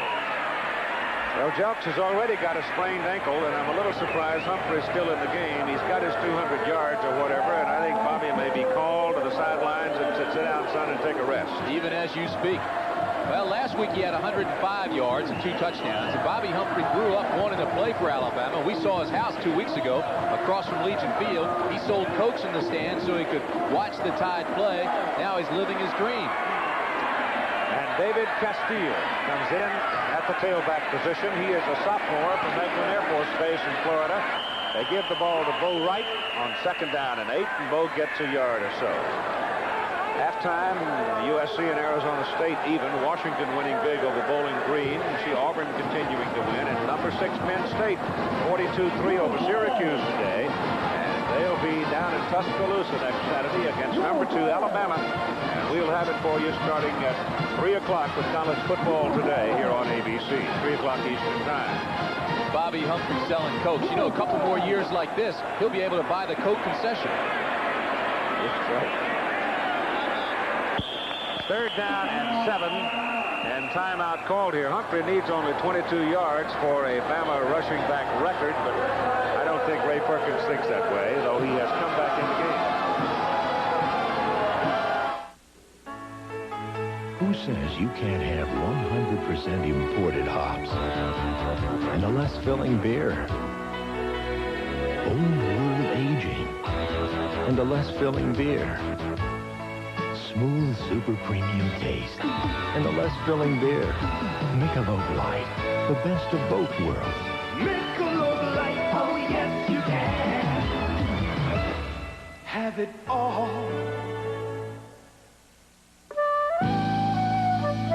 To those people who haven't yet said bye-bye basics, hello, Nissan Sentra, who haven't experienced the longer, wider, roomier Sentra, who haven't known the superior fit and finish of Sentra. To those people who bought basic when they could have bought a new 1987 Sentra, Nissan would like to say, relax. We've got one waiting for you. The quality and value is Sentra. The name is Nissan. The Denver Broncos. Quarterback John Elway has their offense going full steam ahead, but the New York Jets plan to derail the Bronco Express on ABC's Monday Night Football. Arizona State and Southern Cal are tied up at halftime. Remember, in the Pac-10, 9 teams, or the Pac-10, I should say, 9 teams have a win, 9 teams have a loss. Arizona State with the tie to Washington State is the team everyone is chasing. Meanwhile, Baylor continues to lead Texas A&M. They have just gone to the 4th quarter, and it's 27-17. Keith? All right, Jim. Bobby Humphrey is back on the field. I'm really surprised at this. What with the Penn State game coming up next week, Jelks already hobbled with a sore ankle, and a 49-21 lead. Humphrey goes down. Look out! He's now out as a receiver, but Shula goes the other way for Al Bell, and the ball is not loose, but a penalty flag is thrown against Andre Kramer, and I think Andre came across, and they're going to read this a little bit as head hunting. I don't think it's going to be interception. It's going to be clotheslining, which is a dangerous play in football. They try to keep a tight tab on that so players don't get injured. Here it is. Take a look at it now. Here comes Andre Kramer, the defensive back number 1. There's Bell, goes up for the ball. Well, I don't know. The football was up there above his helmet, though. He's going for the football. Oh, no. I've got to go with the defensive back there. That is picky. Andre Kramer, number 1 there, made a good defensive play. Defensive interference, first down. Wrong. Was not interference in any sense. It had to be personal foul. It couldn't possibly have been interference. It wasn't interference, and it shouldn't have been a personal foul. That's a good defensive play. Yeah, I agree with you, though, about Humphrey. David Castile's hardly played today. He's a good back. He should be in there. First down, Alabama at the Tennessee 10. Humphrey's got the ball.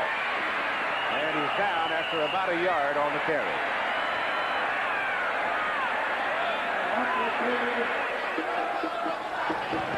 Well, with Jelks' sore ankle, Humphrey shouldn't get bunged up here. Then David Castile will certainly get playing next week. Unless David Castile's a little bit banged up. Well, now, I know, you know, he's had to overcome some nagging injuries that hampered him throughout his career at Alabama. I don't know if he's banged up now, but that's Mike Whitehead coming out, the middle guard for Tennessee. 2nd down, ball near the 9. Bo Wright in the middle. And they get low down finally near the 6.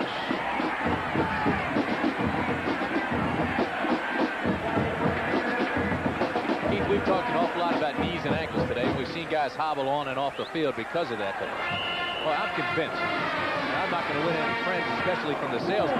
I'm convinced you take this artificial turf out of here and you put in natural turf, and you'll cut down greatly on the injuries to the legs. Chester Bragg's a fullback, and Kerry Gould, another fullback for Alabama. Neither one of them are here, but we're not talking about the fullback position. We're talking about the tailback. Third down. And touchdown, Humphrey.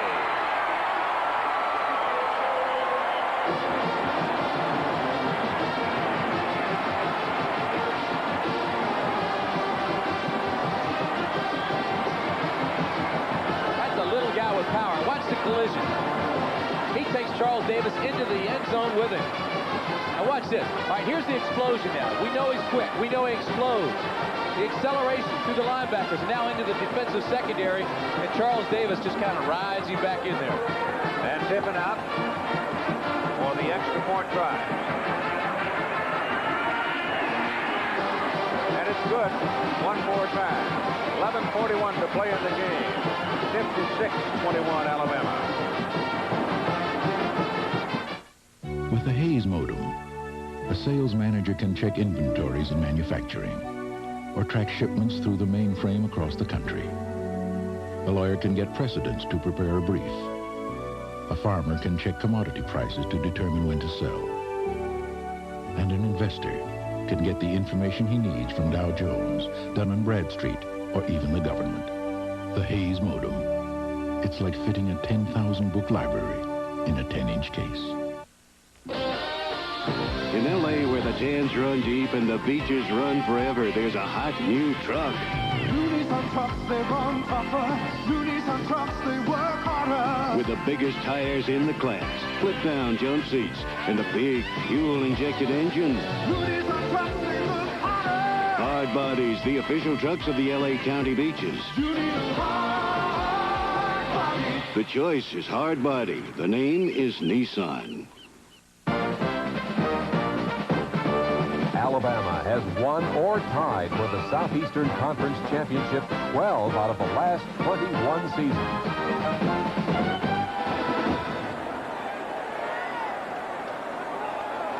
Bobby Humphrey, 220 yards, 14 more, and he'll pass Bobby Marlowe's mark of 233 set back in 1951. Smiling, having fun. That's part of the reason he's in there, I'm sure. He wants to play. Tippin with 8 extra points today. One more will tie the NCAA record of 125 straight by Uwe von Schaman when he kicked at Oklahoma. Anthony Miller is the deep man for Tennessee now. As Van Tippin kicks off. He's had the ball high all day. This one not as high, but it's rolls long. It's off the field of play. Well, coming up, November 2nd, beginning at 10:30 a.m. Eastern Time on Sunday morning, the New York City Marathon, which annually draws some 20,000 runners. And Grete Waitz, the great Norwegian marathoner, will be back to defend her championship. And probably Lisa Martin, Commonwealth champion, will be the primary challenger for her. Rob DiCostello, I would think, would have to be one of those to be considered as far as the men are concerned. But right now, Jeff Francis swings the ball out. Pass is complete for Keith Davis. And breaking through the blocking is Chris Good. And Chris makes the tackle right about the line of scrimmage.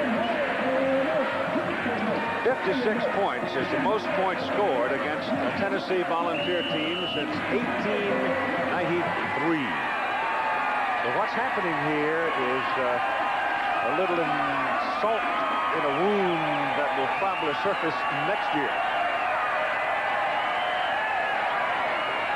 Second down and 10.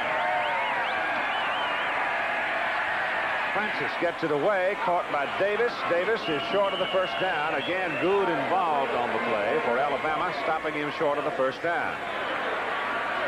Mike Adamle. Keith, Alabama is so good that sometimes opponents think that they have 22 men and not 11 men on the field. A certain case of double vision. But don't worry about your vision in this case, because Melanie and Melinda Camp are fraternal twins and great Bama fans, a member of the Spirit Concession, and you're up 56-21. It's not hard to engender a little spirit. This is great, y'all. This season is just fantastic. We're ready to go to the Sugar Bowl. This is great. Okay, double your pleasure, double your fun. Melinda and Melanie just having some fun, huh? That's right. Go Tide. Roll Tide. Fraternal twins. Got a little tongue-tied, didn't he? He was overwhelmed, mismatched there. That old Adam Lee. Ball is out on him. 31 now, where it is a first down for Tennessee.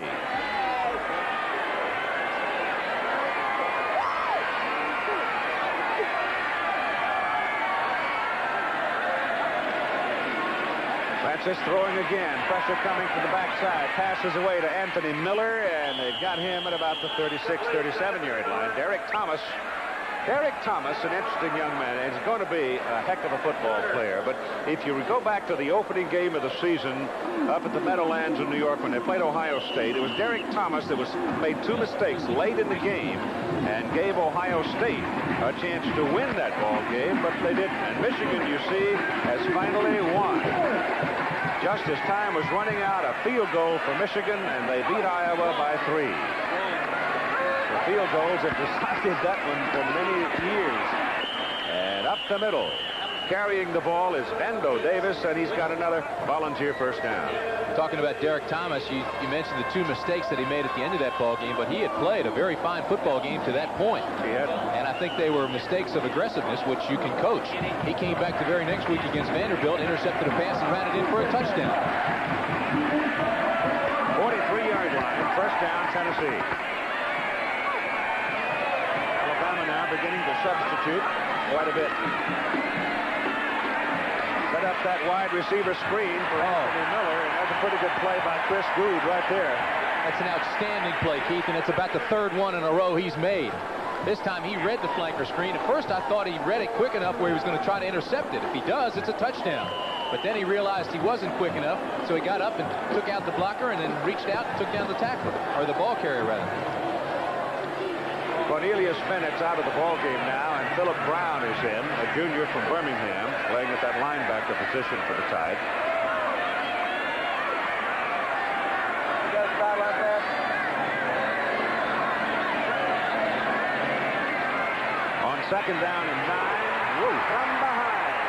Jeff Francis is taken down by Philip Brown. They are loaded at every position. Big, strong, fast. It's very difficult to find a weakness in this Alabama football team. What did Frank used to say? A lot of guys who look like Tarzan play like Jane. They've got guys, they all play like Tarzan.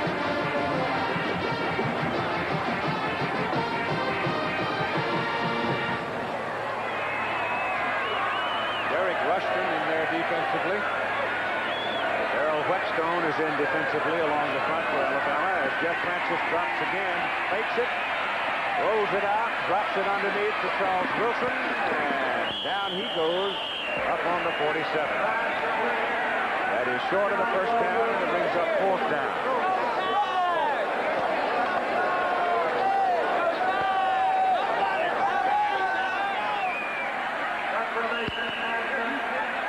You said salt in the wound that may surface next year. This could surface for the next several years. Johnny Majors really has a lot of good young talent, but it is young. Asman's punts today are 40 and 47. Knocks this one out of there. Greg Richardson takes it. And a running back inside the 15 and knock him down on the 14. But there is a penalty flag back around the 15, 16-yard line, a 38-yard punt. So let's see about the call here. Could be clipping. Is half the distance on Alabama. We've got cakes up here. We've got M&Ms up here, chocolate. This is fun. Flipping on the offensive team during the run back. It'll be 1st and 10. David Smith is in at quarterback now. David Castile is in at tailback. And And Carlos Robinson is in at fullback for Alabama. So I think the frontliners are gone for the day. Most of them, anyway.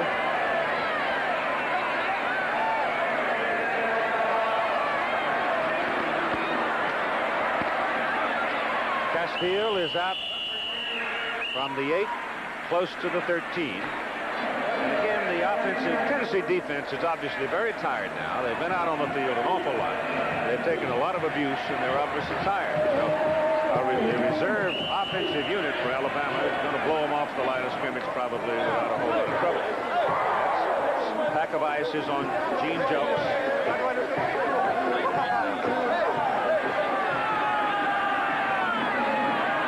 Second down, about 4.5, as Castile has it again. Breaks the tackle at the line of scrimmage, and he is close to a first down.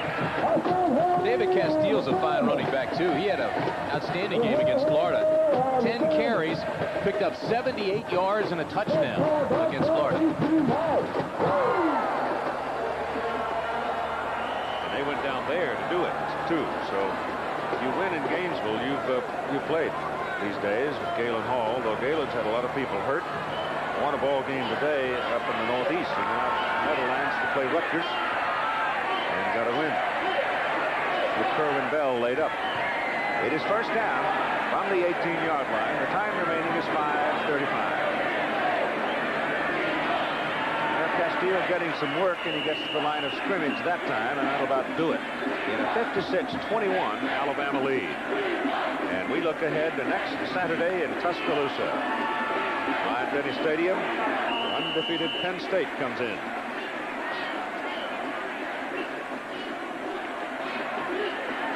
David Smith. Ray Perkins likes him. He thinks he's a good quarterback.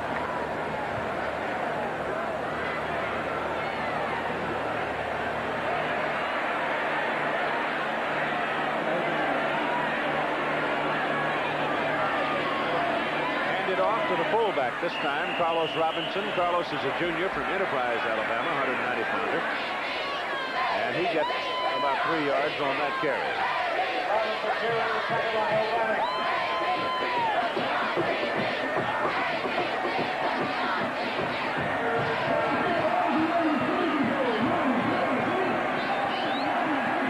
You see Humphrey with 217. Jelks with 89. Wright with 90. Oh boy. That's a lot. Third down and 6. Castile caught at the ankles as he made his cut, and he is short of the first down, and so Chris Moore will come in to punt. Well, that sets up some kind of shootout for next week in Tuscaloosa. Penn State, Alabama, both undefeated, both with national title aspirations. And the history of that series, they've all been wars. It's the one where the sideline gets a little bit like a rubber band. Well, it was the end zone where there were skid marks that one time it caused a little controversy, too. Chris Moore shoots it out low and should be returned by Thomas Woods. And Woods gets it back to midfield. That's a 41-yarder. And Tennessee will go to work there. 3 minutes and 27 seconds left to play of the game in Knoxville. Announcing the Valvoline Guard I Love a Parade sweepstakes. Win a trip for 4 to 4 of America's greatest parades. To enter, watch the next commercial and remember what the driver of the smoking car says. Then go to a participating store for details. Big parade this year. It's the economy.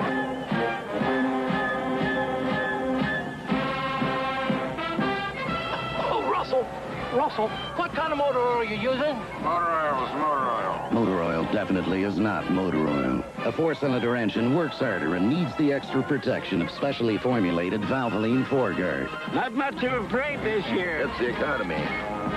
Oh, Russell.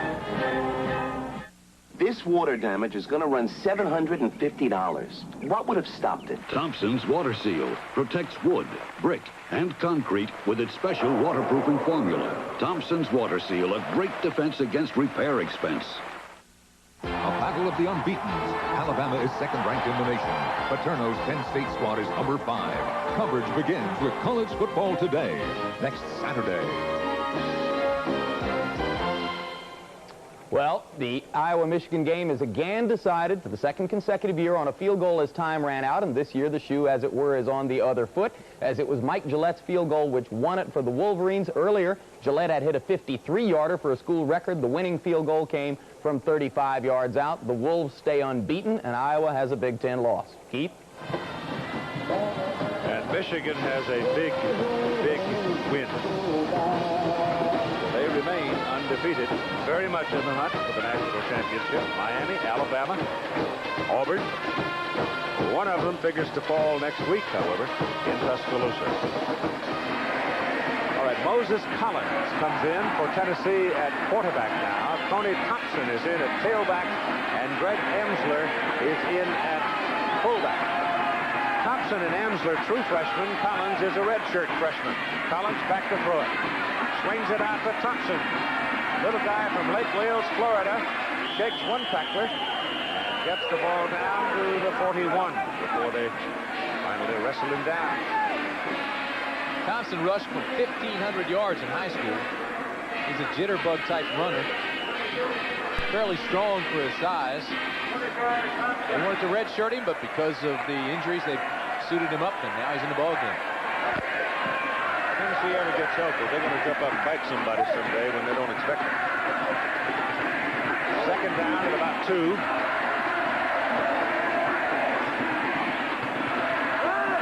Handoff is to Emsler. He's a 6'3", 230-pounder from Chatham, New Jersey. And looks like he's going to have the first down for the Volunteers. So it's a seasoning time for the freshmen, and they are in there against Alabama reserves primarily, not in the all-together, but mostly.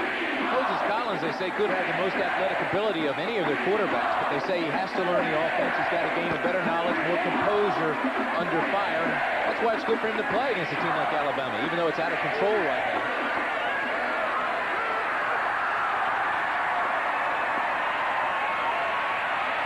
Takes one man. He's quick. And he's out of bounds down around the 32-yard line.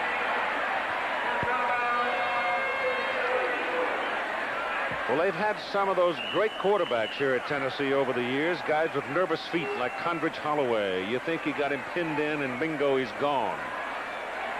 I saw Darrell Dickey earlier today, saw him at halftime. Young man who guided Tennessee to its fortunes of a year ago and the great victory of the Sugar Bowl. Really an impressive performance he put on in the last half of last year for Tennessee. Son of Doug Dickey, the athletic director. Collins throws it to the crowd, and a penalty flag goes down, and you may have an interference called out here, as there were 4 Alabama people all over the intended receiver, Miller. He threw into coverage, but he threw well. And Miller had his hands on it. Miller, he threw the ball before Miller even made his cut. Be a 15-yard penalty. All right, here's Miller now. Nothing fancy about it. It's a post pattern. He goes down 15 yards, cuts it back into the post. Now he's running into a zone coverage here. There's men around, and the ball was thrown before he made that cut into the post. And he still almost pulled it down. So the ball's got a first down inside the 20, near the 17. But the issue was settled some time ago. We've got 2:01 to go in the ball game, and Alabama sitting on a 56-21 lead.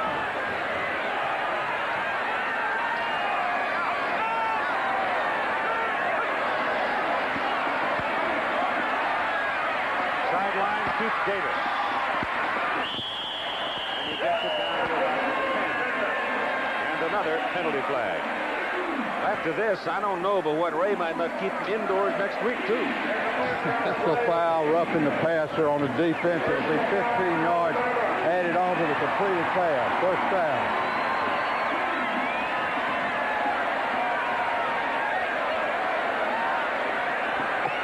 Collins is young, but he's impressive. 5-step drop. Looks off the receiver across the middle, and right away, he plants and goes to the secondary receiver. Now, Collins took a pretty good hit in the backfield. That's where the flag went down. But he still hung in there, threw the ball, put it right on the numbers.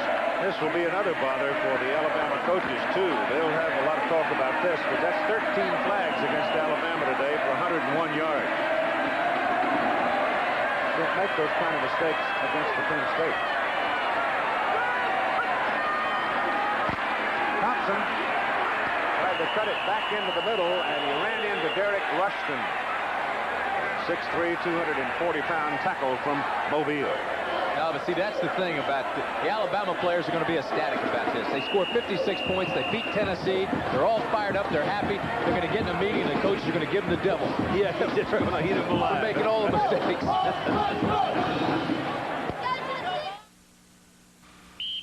Announcing the Valvoline 4-Guard I Love a Parade sweepstakes. Win a trip for 4 to 4 of America's greatest parades. To enter, watch the next commercial and remember what the driver of the smoking car says. Then go to a participating store for details.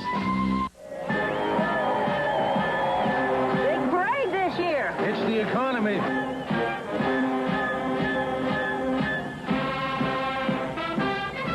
Oh, Russell, what kind of motor oil are you using? Motor oil is motor oil. Motor oil definitely is not motor oil. A 4-cylinder engine works harder and needs the extra protection of specially formulated Valvoline 4-Guard. I'm not too afraid this year. It's the economy.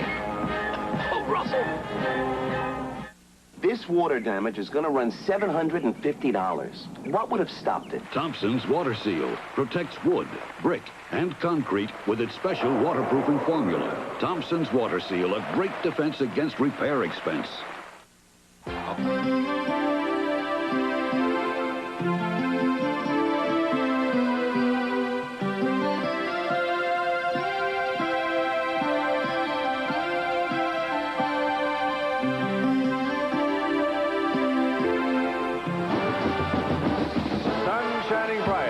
Campus of UT in Knoxville. Been kind of a grim day for their football team, but in a way it's been quite exciting. There have been some big plays in the ball game. And thanks to Dave Burnson for stats, Todd Barry for the spotting today. Once again, we've enjoyed coming back one more time to Knoxville. Nice city. Happy birthday to you, too, one more time. Thank you. Second down and about 2. Tennessee's reserves trying to get it in the end zone against the Alabama reserves. Moses Collins whips it in there. Touchdown.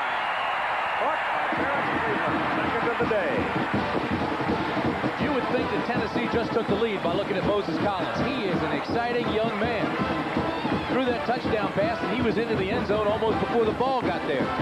He looked him away from his primary pretty well, too. He kept looking to the guy running the fade in the corner and then just whipped the bullet into Cleveland.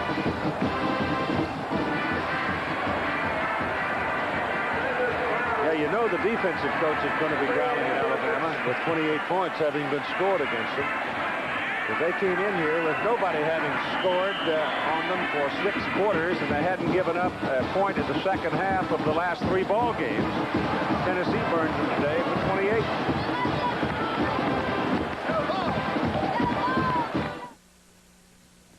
A Ranger never takes the easy way out. You're reaching deep inside you for things you've never known. Go!